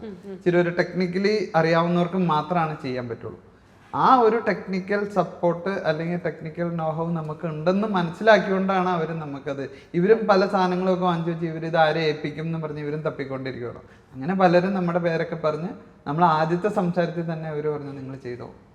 അങ്ങനെയാണ് നമ്മൾ ലക്ഷദ്വീപിലേക്കുള്ള യാത്രയും. ലക്ഷദ്വീപിൽ ഇതേപോലെ അവിടെ ജനറേറ്ററിലാണ് വർക്ക് ചെയ്യുന്നത്. അവിടെ നമ്മൾ ബാറ്ററി എനർജി സ്റ്റോറേജിലേക്കുള്ള ഒരു ബേസ് ഇട്ടാണ് നമ്മൾ അവിടെ ചെല്ലുന്നത്. അടുത്ത വിഷൻ ഉറപ്പായിട്ടും അവർ അത് തന്നെയായിരിക്കും. 2030 എന്ന് പറഞ്ഞു കഴിഞ്ഞാൽ ബാറ്ററി സ്റ്റോറേജ് ആയിരിക്കും. അത് എല്ലായിടത്തും, കേരളത്തിൽ എല്ലായിടത്തും. ഇപ്പൊ നമുക്കാണേലും സെൻട്രൽ ഗവൺമെന്റ് അവിടെ ഹ്യൂജ് പുതിയ റെഗുലേഷൻസിലൊക്കെ 10 കിലോവാട്ടിന് മുകളിലേക്ക് ബാറ്ററി സ്റ്റോറേജ് വേണം എന്ന് പറഞ്ഞു. കാരണം നമ്മൾ ഇതെന്താ ഇതിന്റെ ഒരു ഇതെന്ന് പറഞ്ഞാൽ നമുക്ക് ഇടുക്കി ഡാമാലോ കേരളത്തിൽ ഏറ്റവും കൂടുതൽ പവർ സപ്ലൈ ചെയ്യുന്നത്, നമ്മൾ ഡിപ്പെൻഡ് ചെയ്യണേ. ഈ 6 to 10 എന്ന് പറഞ്ഞ പീക്ക് ലോഡ് അവേഴ്സിൽ 2 ഇടുക്കി ഡാം പാരലായിട്ട് നിന്നാൽ പോലും നമുക്ക് മീറ്റ് ചെയ്യാൻ പറ്റില്ലാത്ത അത്രയും പവർ റിക്വയർമെന്റ് ആണ്. ആ സമയത്ത് ഇതിന് ഒറ്റ സൊല്യൂഷൻ എന്ന് പറഞ്ഞാൽ ബാറ്ററി സ്റ്റോറേജ് ആണ്. 10 വർഷം മുമ്പ് അല്ലെങ്കിൽ 5 വർഷം മുമ്പ് അമേരിക്കയിൽ എന്ത് നടക്കുന്നു അതായിരിക്കും ഇന്ത്യയിൽ നടക്കണം. ഈ 5 വർഷം 10 വർഷം മുമ്പ് ടെസ്ല ഇതേപോലെ ബാറ്ററി ബാങ്കും ഒക്കെ കൊണ്ടുപോയി അമേരിക്കയിൽ സ്റ്റാർട്ട് ചെയ്തു. അതെപ്പോഴും ഇങ്ങോട്ട് വരും. അതായിരിക്കും ഇനി അടുത്ത ഒരു ഫ്യൂച്ചർ. പക്ഷേ ഈ ലിഥിയം ബാറ്ററിനെ കുറിച്ച് ഭയങ്കര കോൺട്രവേഴ്സി നമ്മുടെ നാട്ടിൽ നടക്കുന്നുണ്ട്. ഇത് 2 രീതിയിൽ, ഒന്ന് നല്ലതാണെന്നും പറയുന്നുണ്ട്, 2 ഇത് മോശമാണെന്നും പറയുന്നുണ്ട്. ഇതിൻ്റെ ഒരു ഫ്യൂച്ചർ ശരിക്കും ഒന്ന് സാധാരണക്കാരായ ആൾക്കാർക്ക് അല്ലെങ്കിൽ നമ്മുടെ ഈ വീഡിയോ കാണുന്ന പ്രേക്ഷകർക്ക് മനസ്സിലാവുന്ന രീതിയിൽ ലിഥിയം ബാറ്ററിയുടെ അല്ലെങ്കിൽ അത് റിലേറ്റ് ചെയ്ത് വരുന്ന പ്രശ്നങ്ങളെ നിങ്ങൾ എങ്ങനെയാണ് നോക്കിക്കാണുന്നത്? ലിഥിയം ബാറ്ററി 2 ടൈപ്പ് ഉണ്ട്. ലിഥിയം അയോണും ഉണ്ട്, ലിഥിയം ഫെറോഫോസ്ഫേറ്റും ഉണ്ട്. നമ്മൾ ഈ ഇലക്ട്രിക് വണ്ടികളിലും നമ്മളൊക്കെ ഉപയോഗിക്കുന്ന ഫെറോഫോസ്ഫേറ്റ് ആണ്. ഇത് ബ്ലാസ്റ്റ് ചെയ്യുന്നില്ല. ലിഥിയം അയോൺ ആണ് ബ്ലാസ്റ്റ് ചെയ്യുന്നത്. നമ്മുടെ മൊബൈലിലൊക്കെ നമ്മൾ കണ്ടിട്ടില്ല. ഈ ലിഥിയം ഫെറോഫോസ്ഫേറ്റിന്റെ എനർജി ഡെൻസിറ്റി ഭയങ്കര ഹൈ ആണ്. അത് ആളുകളുടെ ഒരു അറിവില്ലായ്മയാണ് ഈ ലിഥിയം ബാറ്ററി മോശമാണ് എന്ന് പറയുന്നത്. കാരണം ഇത് എല്ലായിടത്തും വലിയ വലിയ പ്ലാന്റുകളിലും വലിയ, ഇപ്പോൾ നമുക്ക് ഫോർ എക്സാമ്പിൾ പറയുകയാണെങ്കിൽ നമ്മുടെ BYD ഡബിൾ-8 ബാറ്ററി ടെക്നോളജി, അതാണ് ഇപ്പോൾ ലോകത്തിലെ ഏറ്റവും നല്ലൊരു ടെക്നോളജി എന്ന് പറയുന്നത്. ഇവരുടെ വണ്ടിക്കൊക്കെ പറയുന്ന റേഞ്ച് തന്നെ ഇപ്പോഴും കിട്ടണ്ടേ, 5 വർഷവും 10 വർഷമൊക്കെ വാറണ്ടി. ഇതിനൊരു ലൈഫ് സൈക്കിൾ എന്ന് പറഞ്ഞാൽ ഒരു 15 വർഷം നമുക്കിതിന് മെയിൻ്റനൻസ് ഫ്രീ ആണ്, സൈസ് ചെറുതാണ്, അങ്ങനെ ഒത്തിരി അഡ്വാൻറ്റേജ് ഉണ്ട്. ഇപ്പോൾ നമുക്ക് ഒരു വീട്ടിലേക്ക് ഒരു ചെറിയ 5 കിലോവാട്ടിൻ്റെ ലിഥിയം ബാറ്ററി വെച്ചാൽ ആ വീട് ഫുള്ള് പവർ ചെയ്ത് പോകാൻ പറ്റാവുന്ന ഒരു കണ്ടീഷനിലേക്ക് വരും. ഇനി ഒരു ഫ്യൂച്ചറിൽ നമ്മൾ ഇപ്പം എല്ലാവരും ചോദിക്കുന്ന ഒരു കാര്യമുണ്ട്, എല്ലാവർക്കും KCBന് ഇഷ്ടക്കുറവുണ്ട്. KCB ഇല്ലാണ്ട് ഞങ്ങൾക്ക് തീർച്ചയായിട്ടും പോകാൻ പറ്റും. ഇപ്പം നമ്മൾ ഡ്യൂട്ടണിൽ ചെയ്ത സ്ഥലത്ത് ജനറേറ്റർ ഇല്ല, ഫുള്ള് ലിഥിയം ബാറ്ററിയിലാണ്. ആ ഒരു ഇതിലേക്ക് നമ്മളിത് മാറി വരും. ഇൻഡസ്ട്രി തുടക്കമാണ്, ടെക്നോളജികൾ മാറി ഇനിയും വരും. സോളാർ വന്ന പോലെ ബാറ്ററിയിലേക്ക്. പിന്നെ ഇപ്പൊ കോസ്റ്റ് ഭയങ്കര കൂടുതലാണ്. അതാണ് ഏറ്റവും നമുക്ക് ഈ കേരളത്തിൽ എല്ലാവരും ചെയ്യാൻ മടിക്കുന്നത്. അതുകൊണ്ടാണ് ഹൈബ്രിഡ് സിസ്റ്റം, ബാറ്ററി ബാങ്കുള്ള സിസ്റ്റം. കോസ്റ്റ് ഭയങ്കര കൂടുതലാണ്. നോർമൽ ഒരു ഓൺ ഗ്രിഡ് ഡബിൾ കോസ്റ്റാണ്, ഇരട്ടിയോളം ഉറപ്പായിട്ടും വരും. അപ്പോൾ ഇനി അത് അടുത്ത ടെക്നോളജി വരുമ്പോൾ ഉറപ്പായിട്ടും ആ റേറ്റിലുള്ള ഡിഫറൻസ് കുറച്ചുകൂടെ അഫോർഡബിൾ റേറ്റിലേക്ക് വരും. നമ്മളിപ്പം ഈ സോളാർ പലപ്പോഴും നമ്മൾ സോളാറിലേക്ക് തിരിച്ചു വന്നിട്ടുണ്ടെങ്കിൽ പലപ്പോഴും എല്ലാവർക്കും സോളാർ ഫിറ്റ് ചെയ്യണമെന്നുള്ള ആഗ്രഹമുണ്ട്. വീട്ടിൽ തൊട്ടപ്പുറത്തെ വീട്ടിലെ ആൾക്കാർ പറഞ്ഞു നല്ലതാണെന്ന്, അല്ലെങ്കിൽ കൂട്ടുകാരൻ പറഞ്ഞു നല്ലതാണെന്ന്. പക്ഷേ എപ്പോഴും ഈ മലയാളികളുടെ മൈൻഡിൽ കിടക്കുന്ന ഒരു സാധനം, ഒരു 1500-2000 സ്ക്വയർ ഫീറ്റാണ് മലയാളികൾ സാധാരണക്കാരായ ഒരാൾ വീട് വയ്ക്കുന്നത്. അവിടെ നമുക്കൊരു കറണ്ട് ബില്ല് 2000 രൂപ 2500 കറണ്ട് ബില്ല് വരും. കാരണം ഇപ്പോൾ എല്ലാവരും തന്നെ AC യിലൊക്കെയാണ് കിടന്നുറങ്ങുന്നത്. പക്ഷെ ഇവർക്ക് ഇത് എത്ര നാളുകൊണ്ട് ഇതൊരു വലിയ ഇൻവെസ്റ്റ്മെൻ്റ് ആണല്ലോ. ഇനീഷ്യലി നമ്മൾ വീട്ടിലേക്ക് കൊടുക്കുന്ന വലിയൊരു ഇൻവെസ്റ്റ്മെൻ്റ് ആണ്.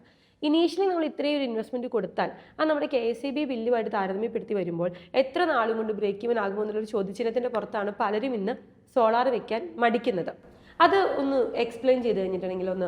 അതെങ്ങനെയാണെന്ന് വെച്ചിട്ടുണ്ടെങ്കിൽ ഒരിക്കലും ഇപ്പം നമ്മളൊരു വീടിൻ്റെ വലിപ്പമോ കാര്യങ്ങളല്ല നമ്മൾ ഒരിക്കലും നമ്മുടെ KCBയുടെ ബില്ലിനെ ഡിപ്പെൻഡ് ചെയ്യണത്. അത് നമ്മുടെ കൺസെപ്ഷനാണ്. ഇപ്പോൾ ഒരു ചെറിയ വീടാണെങ്കിലും ഇലക്ട്രിക് വണ്ടി ഉണ്ടെങ്കിൽ അത്യാവശ്യം ഒരു ഓട്ടമുള്ളൊരു വീടാണെങ്കിൽ ഏകദേശം 10,000 രൂപയുടെ ബില്ല് വരും. ഇപ്പോൾ ഇന്നത്തെ കാലഘട്ടത്തിൽ അത്യാവശ്യം എല്ലാവരും ഇലക്ട്രിക് കാറുകളിലേക്കൊക്കെ മാറി തുടങ്ങി. ഇലക്ട്രിക് സ്കൂട്ടർ ആണെങ്കിലും ഇലക്ട്രിക് കാറൊക്കെ ആണെങ്കിൽ ഉപയോഗിച്ച് തുടങ്ങി. അപ്പോൾ ഈ അങ്ങനെയുള്ള ഇപ്പം ഒരു 10,000 രൂപ കറണ്ട് ബില്ലുള്ള ആൾക്കാർ, അല്ലെങ്കിൽ 4,500 കറണ്ട് ബില്ലുള്ള ആൾക്കാർ, അപ്പോൾ അത്രയും കറണ്ട് ബില്ലാണ് നമ്മൾ ഇൻവെസ്റ്റ്മെൻറ്റിനനുസരിച്ച് കറണ്ട് ബില്ലും കൂടെ ഉണ്ടെങ്കിൽ നമുക്ക് എത്രയും പെട്ടെന്ന് തന്നെ ഇൻവെസ്റ്റ്മെൻറ്റ് തിരിച്ചു പോരും എന്നുള്ളതാണ്. പിന്നെ നമ്മളിതിലെല്ലാം ഉപരി നമ്മൾ ഈ സോളാർ ചെയ്യുന്നത് ഒരിക്കലും ഇപ്പം നമ്മളൊരു പക്ക ബിസിനസ്സായിട്ട് സോളാറിനെ കണ്ടിട്ടുണ്ടെങ്കിൽ ഒരിക്കലും അത് ഒരു 90% പ്രാക്ടിക്കൽ ആവുള്ളൂ. കാരണം 10% അപ്പോഴും ഡൗട്ട് ഉണ്ടാവും. ചില ബിസിനസ്സുകാരെയൊക്കെ അപ്രോച്ച് ചെയ്യുമ്പോൾ അവർ പറയും ഇതിലും നല്ലത് ഞങ്ങൾക്ക് ഈ പൈസ എടുത്ത് ബിസിനസ് ചെയ്യുവാണെങ്കിൽ ഇച്ചിരി ലാഭകരമായിരിക്കും എന്ന് പറയും. പക്ഷേ സോളാർ എന്ന് പറയുന്നത് നമുക്കൊരു ലോങ് ടൈം ഇൻവെസ്റ്റ്മെൻ്റ് ആണ്. അതിനോടൊപ്പം തന്നെ നമ്മൾ സ്വന്തമായിട്ട് നമ്മുടെ വീടിൻ്റെ പുറത്തുണ്ടാകുന്ന സണ്ണിലൂടെ നമ്മളൊരു എനർജി അല്ലെങ്കിൽ ജനറേറ്റ് ചെയ്യുന്നു, അത് ഉപയോഗിക്കുന്നു. ആ ഒരു രീതിയിലുള്ള മെൻറ്റാലിറ്റി കൂടി ഉണ്ടെങ്കിലാണ് ഇത് ഇച്ചിരിയും കൂടി നമുക്ക് ഒരു നമ്മൾ ആളുകൾ കൂടുതലായിട്ട് അക്സെപ്റ്റ് ചെയ്യത്തുള്ളൂ. ആ രീതിയിലുള്ള മെൻറ്റാലിറ്റി കൂടി ഇതിനോട് കൂടുതലായിട്ട് വേണ്ടതായിട്ടുണ്ട്. പിന്നെ ഉറപ്പായിട്ടും നമുക്കൊരു 2,000 രൂപ മേളിലോട്ട് കറണ്ട് ബില്ലുള്ള ആളുകളാണെങ്കിൽ അവർക്ക് സോളാർ എപ്പോഴും ലാഭകരം തന്നെയാണ്. കാരണം എന്നാന്ന് വെച്ചിട്ടുണ്ടെങ്കിൽ ഒന്ന് ഗവൺമെൻറ് ആണെങ്കിൽ 78,000 അടുത്ത് സബ്സിഡി കൊടുക്കുന്നുണ്ട്. അപ്പോൾ അതേപോലെ അതേപോലെ തന്നെ നമുക്കൊരു 6% ഇൻട്രസ്റ്റിൽ നമുക്ക് ലോൺ കാര്യങ്ങളൊക്കെ കേന്ദ്ര ഗവൺമെൻറ് നാഷണലൈസ്ഡ് ബാങ്കുകളിൽ നിന്നൊക്കെ ലോൺ കാര്യങ്ങളൊക്കെ ഇപ്പോൾ സാങ്ഷനായി കിട്ടുന്നുണ്ട്. അപ്പോൾ അങ്ങനെയുള്ള പല കാരണങ്ങളാൽ നമുക്ക് 2000 തൊട്ട് മേളിലോട്ടുള്ള എല്ലാ വ്യക്തികൾക്കും വളരെ ലാഭകരമാണ്. ലോങ് ടൈമിലാണ് ചിലപ്പോൾ ഒരു 2 അല്ലെങ്കിൽ 3 വർഷമൊക്കെ എടുക്കും നമ്മുടെ ഒരു ഇൻവെസ്റ്റ്മെൻറ്റ് തിരിച്ചു പോരാനായിട്ട്. പക്ഷേ ഇതെന്താണെന്ന് വെച്ചിട്ടുണ്ടെങ്കിൽ ഇപ്പോൾ നമ്മുടെ പാനലിനാണെങ്കിലും അല്ലെങ്കിൽ ഇൻവേർട്ടറിനാണെങ്കിലും ഇപ്പോൾ പാനലിനൊക്കെയാണ് 30 വർഷം വാറണ്ടി നൽകുന്നുണ്ട്, അതേപോലെ ഇൻവേർട്ടറിനൊക്കെ 10 വർഷം വാറണ്ടി നൽകുന്നുണ്ട്. എങ്ങനെയൊക്കെ പോയാലും നമുക്കൊരു 3 അല്ലെങ്കിൽ 4 വർഷത്തിനുള്ളിൽ ഇന്ത്യയിൽ ഒരു റിട്ടേൺ ഓഫ് ഇൻവെസ്റ്റ്മെൻറ്റ് തിരിച്ചു കിട്ടും. ഇപ്പം നമ്മളതിന് എടുത്ത് നോക്കിയാൽ കാണാൻ പറ്റും എല്ലാ വീടുകളിലും ഒരു 90% വീടുകളിൽ ഇൻഡക്ഷൻ കുക്കറുണ്ട്. ഇതൊന്നും ആരും ഉപയോഗിക്കില്ല. കാരണം എല്ലാവരും ഇത് ഉപയോഗിച്ച് കഴിയുമ്പോൾ ചിലപ്പോൾ മേടിക്കും, ഒരു മാസം ഉപയോഗിച്ച് കഴിയുമ്പോൾ കറണ്ട് ബില്ല് നല്ലതായിട്ട് റൈസ് ആവും, അപ്പോൾ എടുത്ത് ഒതുക്കി വയ്ക്കും. ഇതാണ് നമ്മൾ കണ്ടുവരുന്നത്. ഇപ്പം നമ്മൾ തന്നെ പറയും 2000 വീട്ടിൽ നമ്മൾ കറണ്ട് ബില്ല് സോളാർ വെച്ച് കഴിയുമ്പോൾ അവരോട് പറയും നിങ്ങൾ ഉറപ്പായിട്ട് ഇത് ഉപയോഗിക്കണം. അതെന്താണെന്ന് വെച്ചിട്ടുണ്ടെങ്കിൽ ചിലപ്പോൾ ഒരു സിലിണ്ടർ ഗ്യാസ് സിലിണ്ടറിന് നമുക്ക് റീപ്ലേസ് ചെയ്യാൻ പറ്റും ചിലപ്പോൾ ഇൻഡക്ഷൻ കുക്കർ വെച്ചിട്ട്. അപ്പോൾ അതേപോലെ നമുക്ക് ഉപയോഗിക്കാം. അപ്പോൾ അങ്ങനെയുള്ള പല കാര്യങ്ങളൂടെ നമുക്ക് ലാഭകരമാക്കി എടുക്കാൻ പറ്റും. പിന്നെ ഏറ്റവും വലിയ ഒരു സോളാറിനെ സംബന്ധിച്ച് അല്ലെങ്കിൽ വീടുകളിൽ സോളാർ ചെയ്യുന്നവരോടെ ഇപ്പോൾ ഈ കാലഘട്ടത്തിൽ ഏറ്റവും ലാഭകരമാകുന്നത് ഒരു ഇലക്ട്രിക് വണ്ടി മേടിക്കുക. ഇപ്പോൾ എല്ലായിടത്തും ആയി തുടങ്ങി. ഇപ്പോൾ ഇലക്ട്രിക് സ്കൂട്ടറുകളില്ലാത്ത വീടുകളില്ല. അപ്പോൾ അത് വളരെ ലാഭകരമാണ് ശരിക്കും പറഞ്ഞാൽ. കാരണം ഗവൺമെൻറ്റാണെങ്കിൽ ഈ രീതിയിൽ നമ്മൾ സപ്പോർട്ട് ചെയ്യുന്ന സബ്സിഡി ആയിട്ടാണെങ്കിലും അതേപോലെ തന്നെ ഇൻട്രസ്റ്റ് റേറ്റ് കുറച്ച് നമ്മൾ ലോൺ കാര്യങ്ങൾ അവൈലബിൾ ആക്കി തരുന്നു. അങ്ങനെ പല കാര്യങ്ങളാൽ ഇപ്പോൾ ശരിക്കും വളരെ ലാഭകരമാണ് 2000 മേളിലോട്ടുള്ള എല്ലാ കസ്റ്റമേഴ്സിനും സോളാർ ചെയ്യുന്നത്. അപ്പോൾ ഒരു നാഷണലൈസ്ഡ് ബാങ്കുകൾ 6% ഇൻട്രസ്റ്റും കൊടുക്കുന്നുണ്ട്, നമുക്ക് സബ്സിഡിയും കിട്ടുന്നുണ്ട്. അപ്പോൾ നമ്മൾ ഈ കറണ്ട് ബില്ല് അടയ്ക്കുന്ന തുകയാണ് നമുക്ക് EMI ആയിട്ട് ബാങ്കിലേക്ക് അടയ്ക്കുന്നേക്കാളും താഴെയാണ് EMI നിൽക്കുള്ളൂ. കാരണം അത് 10 വർഷത്തേക്ക് ഒരു ലോൺ കിട്ടും. ഓ ഓക്കെ ഓക്കെ. ഇപ്പം നിങ്ങളൊരു സോളാർ പ്രൊവൈഡേഴ്സാണ്, സോളാർ പാനലും കാര്യങ്ങളൊക്കെ ഇൻസ്റ്റാൾ ചെയ്ത് കൊടുക്കുന്ന ഒരു കമ്പനി. ഇതുപോലെ ഇന്ന് കേരളത്തിൽ ഒട്ടനവധി കമ്പനികളുണ്ട്. പലർക്കും ഉള്ളൊരു സംശയം, ഇപ്പം എനിക്ക് തോന്നിയിരിക്കുന്നൊരു സംശയം, നിങ്ങളെല്ലാവരും ആരും സോളാറിൻ്റെ പാനൽ മാനുഫാക്ചർ ചെയ്യുന്നില്ല. എല്ലാവരും മാനുഫാക്ചർ ചെയ്യുന്ന വലിയ പ്ലെയേഴ്സിൻ്റെ കയ്യിൽ നിന്നും നമ്മൾ മേടിക്കുകയാണ്. ഇപ്പം അരുൺ സാറ് മേടിക്കുന്നതാണെങ്കിലും ബേസിൽ മേടിക്കുന്നതാണെങ്കിലും എല്ലാം അവരുടെ കയ്യിൽ നിന്നാണ് മേടിക്കുന്നത്. പക്ഷേ കസ്റ്റമേഴ്സിലേക്ക് വരുമ്പോൾ ഇപ്പോൾ ഒരു 10 കമ്പനി എടുത്താൽ 10 കമ്പനിക്ക് 10 റേറ്റ് ആയിരിക്കും. എന്തുകൊണ്ടാണ് ഈ പാനലിനെല്ലാം ഒരേ റേറ്റും നിങ്ങൾ മേടിക്കുന്നതിനൊക്കെ ഒരേ റേറ്റും നമ്മൾ കസ്റ്റമറിലേക്ക് കൊടുക്കുമ്പോൾ ചിലർക്ക് കൂടുതൽ ചിലർക്ക് കുറവ്, ഈ ഒരു വ്യത്യാസം എന്തുകൊണ്ടായിരിക്കും? അതിൻ്റെ മെയിൻ പ്രശ്നം എന്ന് വെച്ചാൽ നമുക്ക് ഇതിൻ്റെ അകത്ത് എല്ലാവരും ചിന്തിക്കുന്ന 2 കമ്പോണൻ്റ് ഉള്ളൂ. ഒന്ന് പാനൽ, ഒന്ന് ഇൻവേർട്ടർ. പാനലാണ് നമ്മൾ കേട്ടത് നല്ല ബ്രാൻഡ് ആയിരിക്കും. ഒന്ന് ഈ ടാറ്റ ആയിരിക്കും, അല്ല അദാനി ആയിരിക്കും, ഒരു ഭാര്യ ആയിരിക്കും. കേട്ടേക്കുന്ന ഒരു ബ്രാൻഡായിരിക്കും നമ്മൾ ഈ പാനൽ മാനുഫാക്ചർ ചെയ്യുന്നത്. ഇൻവേർട്ടർ ആണെങ്കിലും സെയിം തന്നെ, ഏറ്റവും കൂടുതൽ വാറന്റിയുള്ള ഇൻവേർട്ടറാണ്. ആ ഒരു കൺസെപ്റ്റാണ് ഇൻവേർട്ടറിൻ്റെ കേസിൽ പോകുന്നത്. ഇതിനിടയ്ക്ക് കുറേ കമ്പോണൻസ് അല്ലാതെ ഉണ്ട്. ഇപ്പോൾ കേബിളിങ്ങിൻ്റെ കാര്യത്തിലാണെങ്കിലും DBസിൻ്റെ കാര്യത്തിലാണെങ്കിലും ഇപ്പോൾ ഈവൻ ഒരു എർത്ത് ചെയ്യുന്ന ഒരു കേസിലാണെങ്കിൽ പോലും നമ്മൾ ഓരോ കമ്പനീസും ഓരോ രീതിക്കായിരിക്കും ചെയ്യുക. അപ്പം നമുക്ക് ഈ എല്ലാ പ്രൊഡക്റ്റും ഒരു 3 ക്വാളിറ്റിയിൽ അവൈലബിൾ ആണ്. ഏറ്റവും നല്ല ക്വാളിറ്റി ഉണ്ട്, മീഡിയം ക്വാളിറ്റി ഉണ്ട്, ലോ ക്വാളിറ്റി ഉണ്ട്. ഈ 3 ക്വാളിറ്റി വെച്ചിട്ടാണ് ഇതിൻ്റെ എല്ലാ റേറ്റിൽ ഇപ്പോൾ ഈ പറഞ്ഞ ഡിഫറൻസ് ഉണ്ടല്ലോ, ഒരു 30,000 40,000 ഒക്കെ നോർമൽ നമ്മൾ ചെയ്യുന്ന പ്ലാനുള്ള ഡിഫറൻസ് വരുന്നത്. ആ ഡിഫറൻസ് ഇതിനെ ഡിപ്പെൻഡ് ചെയ്തും പിന്നെ അവർ കൊടുക്കുന്ന സർവീസിനെ ഡിപ്പെൻഡ് ചെയ്തിരിക്കും. നമ്മളൊക്കെ ഒരു വീട്ടിൽ ചെയ്യുമ്പോൾ അല്ലെങ്കിൽ ഒരു ഏത് ഇൻഡസ്ട്രി ചെയ്താലും 10 ഇയർ ഓൺസൈറ്റ് വാറണ്ടി നമ്മൾ ഫുൾ കൊടുക്കും. Onsite full A to Z സിസ്റ്റംസിന് 10 വർഷം വാറണ്ടി. ആ 10 വർഷത്തേക്ക് ആ ഒരു കസ്റ്റമർ അതിനകത്ത് തിരിഞ്ഞു നോക്കേണ്ട ഒരു ആവശ്യം വരുന്നില്ല. 10 ഇയർ ഓൺസൈറ്റ് ഫുൾ വാറണ്ടി കൊടുക്കുന്നുണ്ട്. ചില കമ്പനീസ് 5 കൊടുക്കുന്നുണ്ട്, ചില കമ്പനീസ് 7 കൊടുക്കുന്നുണ്ട്. അങ്ങനെ ഇപ്പോ നമ്മളെ സംബന്ധിച്ചിടത്തോളം പല കസ്റ്റമേഴ്സിനും പറ്റുന്നതെന്ന് പറഞ്ഞാൽ റേറ്റ് കുറഞ്ഞു പോകും. ഇത് ഈ സോളാർ ഇൻസ്റ്റാൾ ചെയ്യാനല്ല പാട്, അതിന് പ്രോപ്പർ സർവീസ് കിട്ടുമെന്നുള്ളതാണ്. മലയാളികളുടെ മൊത്തത്തിലുള്ള ഒരു ഇതാണ്. നമുക്ക് എവിടെയാണോ റേറ്റ് കുറവ് കിട്ടുന്നത് ബാക്കി സംഭവിക്കുന്ന കാര്യം ചിന്തിക്കുന്നത്. ഇതൊരു ലോങ് ടൈം ഇൻവെസ്റ്റ്മെന്റ് ആണ്. അപ്പൊ നമുക്ക് അതായത് നിങ്ങളിപ്പോ പാനലിനല്ല ഈ റേറ്റ് വ്യത്യാസം വരുന്നത്, നമ്മുടെ അവിടുത്തെ ഫ്രെയിം വർക്കിനും അല്ലേ? ഇപ്പൊ ഞാൻ ഇങ്ങോട്ട് വന്ന വഴിക്ക് തന്നെ ഞാൻ ഇവരെ കാണിച്ചു കൊടുക്കാറുണ്ട്. ഇവിടെ പല ഇടത്തും ചുമ്മാ ഷീറ്റിന്റെ മുകളിൽ പാനൽ വെച്ചേക്കാണ്, അങ്ങോട്ട് കയറാൻ പറ്റൂല, ഒന്നുമില്ല. അത് അവിടെ വെച്ചു പോയി, ഇവര് അത് വർക്ക് ചെയ്ത് കാണിച്ചു. പക്ഷെ ഇതൊരു 6 മാസം കൂടുമ്പോൾ അല്ലെങ്കിൽ പ്രോപ്പർ ക്ലീനിങ് വേണം, കയറാനുള്ള ഒരു സ്ട്രക്ചർ സ്ട്രോങ് ആയിരിക്കണം. പല രീതിയിൽ സ്ട്രക്ചർ അടിക്കാം, വളരെ ലോ ലെവലിൽ അടിക്കാം. നമ്മൾ വെക്കുമ്പോൾ എപ്പോഴും അതിന് ആക്സസ്, ലാഡർ അങ്ങനെയുള്ള കാര്യങ്ങളിലൊക്കെ നമ്മൾ ചെയ്യുള്ളൂ. ഇത് ചിലപ്പോൾ ഇത് മറ്റേ കമ്പനിക്കാർ ഇത് പറയത്തില്ല. അവർ റേറ്റ് കുറയുമ്പോൾ ഇത് എങ്ങനെയാണ് ഇത് എക്സിക്യൂട്ട് ചെയ്യാൻ വരുമ്പോഴല്ലോ നമുക്ക് മനസ്സിലാവുള്ളൂ. പല കാര്യങ്ങളും നമ്മൾ ചെയ്ത് കഴിയുമ്പോഴാണ് നമുക്ക് അയ്യടാ എന്ന് ആയിപ്പോണേ. അങ്ങനെ നമുക്ക് ഒത്തിരി അനുഭവങ്ങളുണ്ട്. നമ്മൾ അടുത്ത് കൊട്ടേഷൻ ചോദിച്ചിട്ട് വേറെ കമ്പനീസിനെ കൊണ്ട് വെച്ചിട്ട് അവസാനം അവർ പറഞ്ഞിട്ടുണ്ട് അബദ്ധം പറ്റിപ്പോയി, ഒന്ന് വന്ന് റെഡിയാക്കി താട്ടെ, സർവീസിന് അവർ ഫോൺ എടുക്കണില്ല എന്ന്. അപ്പം നമ്മളിതൊക്കെ ആദ്യം അവരോട് പറഞ്ഞു, ഇത് ഏതൊരു കമ്പനിയും റൺ ചെയ്യണമെങ്കിൽ ഒരു മിനിമം നല്ല രീതിയിൽ നമുക്ക് സർവീസൊക്കെ കൊടുക്കണമെങ്കിൽ നമുക്കൊരു പ്രോഫിറ്റ് കിട്ടാണ്ട് ആരും വർക്ക് ചെയ്യില്ല, ആരും കൈ നിന്നിട്ട് വർക്ക് ചെയ്യത്തില്ലല്ലോ. ചിലർ അത് ഷോർട്ട് ടൈമിൽ കാണും. ആ കമ്പനി ആ കസ്റ്റമറിൻ്റെ എങ്ങനെയും പൈസ കിട്ടിയിട്ട് അത് വാങ്ങിച്ചുകൊണ്ട് പോവാം. നമ്മൾ അങ്ങനെയല്ല, നമ്മളൊരു ലോങ് ടൈം തന്നെ. കേരളത്തിൽ തന്നെ എംബാനിൽ നിൽക്കുന്നത് 1000-ലധികം കമ്പനിയുണ്ട് സോളാർ ചെയ്യുന്നത്. ഈ 1000-ലധികം കമ്പനീസിനും എല്ലാവർക്കും വർക്കും ഉണ്ട്, എല്ലാവർക്കും കാര്യങ്ങളെല്ലാം ഉണ്ട്. പക്ഷേ ഈ കമ്പനീസ് സബ് കൊടുക്കുന്ന ടീംസും ഉണ്ടാവും. കാരണം വർക്ക് ഇപ്പോൾ ഈ ഫ്രാഞ്ചൈസി മോഡലിൽ ഓപ്പറേറ്റ് ചെയ്യുന്ന ഇഷ്ടംപോലെ കമ്പനീസ് ഉണ്ടാവും. അപ്പോൾ അവർക്ക് എന്നാന്ന് വെച്ചാൽ അന്നത്തെ കാര്യം കഴിഞ്ഞു പോകാന്നുള്ളത് ഈ ഫ്രാഞ്ചൈസി എടുക്കുന്ന ആൾക്കൊരു ഇതുണ്ടാവുള്ളൂ. നമ്മൾ പക്ഷെ അങ്ങനെയല്ല, നമുക്ക് എന്നാ വെച്ചാൽ 10 വർഷത്തേക്കുള്ള വാറണ്ടി കൊടുക്കുന്നു. അതായത് നമ്മുടെ അടുത്ത് ഒരാൾ സോളാർ ചെയ്ത് കഴിഞ്ഞാൽ 10 വർഷത്തേക്ക് അവർ 1 രൂപ പോലും അഡീഷണൽ അതിനകത്ത് മുടക്കണ്ട. ഈ 10 വർഷത്തിനുള്ളിൽ ഒന്നും ചെയ്യണ്ട. അത് കഴിഞ്ഞിട്ടുള്ള കേസ് എന്തെങ്കിലും വന്നാലും നമുക്ക് ആ മെറ്റീരിയലിൻ്റെയോ അല്ലെങ്കിൽ ചെറിയ സർവീസ് ചാർജ് അങ്ങനെ നമ്മൾ ഉദ്ദേശിക്കുന്നുള്ളൂ. ഞങ്ങളോട് പല കമ്പനിക്കാരും പറയും നിങ്ങൾ കസ്റ്റമേഴ്സിനെ സാറ്റിസ്ഫൈ ചെയ്യാനാണ് നിങ്ങൾ കൂടുതൽ നോക്കണം. പക്ഷെ ഞങ്ങൾക്ക് അത് ഭയങ്കര സന്തോഷമാണ്. നമ്മൾ ചെയ്യുന്ന ഒരു കസ്റ്റമേഴ്സ് നമ്മളായിട്ട് നല്ലത് പറയുമ്പോഴും നമ്മളായിട്ട് നല്ല റിലേഷനിൽ വരുമ്പോഴും നമുക്ക് ഭയങ്കര സന്തോഷം. അല്ല, അതുകൊണ്ടാണ് നിങ്ങൾക്ക് ഇത്രയും നാളായിട്ട് ഒരു മാർക്കറ്റിംഗ്, ഇപ്പൊ പല സോളാർ ബ്രാൻഡുകളും വലിയ വലിയ രീതിയിലുള്ള പരസ്യങ്ങളും കാര്യങ്ങളും കൊടുത്തിട്ട് കിട്ടുന്ന വർക്ക് ഇത്ര ചെറിയ കാലഘട്ടം കൊണ്ട്, നിങ്ങളുടെ ഏജും ചെറുതാണ്, എന്നിട്ട് നിങ്ങളെ ട്രസ്റ്റ് ചെയ്ത് അതായത് സോളാർ പിടിപ്പിക്കുക എന്ന് പറഞ്ഞു കഴിഞ്ഞാൽ ഭയങ്കര റിസ്ക് ഉള്ളൊരു കാര്യം നിങ്ങളെ ഏൽപ്പിക്കുകയാണ്. ആവറേജ് 300 ഗൂഗിൾ റിവ്യൂസിൽ 5 സ്റ്റാർ ഗൂഗിൾ റിവ്യൂസ് നമുക്ക്. ഓ അടിപൊളി. ഓക്കെ, ഇനി എന്താണ് നിങ്ങളുടെ ഫ്യൂച്ചർ? റെൻവോൾട്ട് എന്ന് പറഞ്ഞ സ്ഥാപനത്തിന്റെയും നിങ്ങളുടെ 5 പേരുടെയും ഫ്യൂച്ചർ എന്താണ്?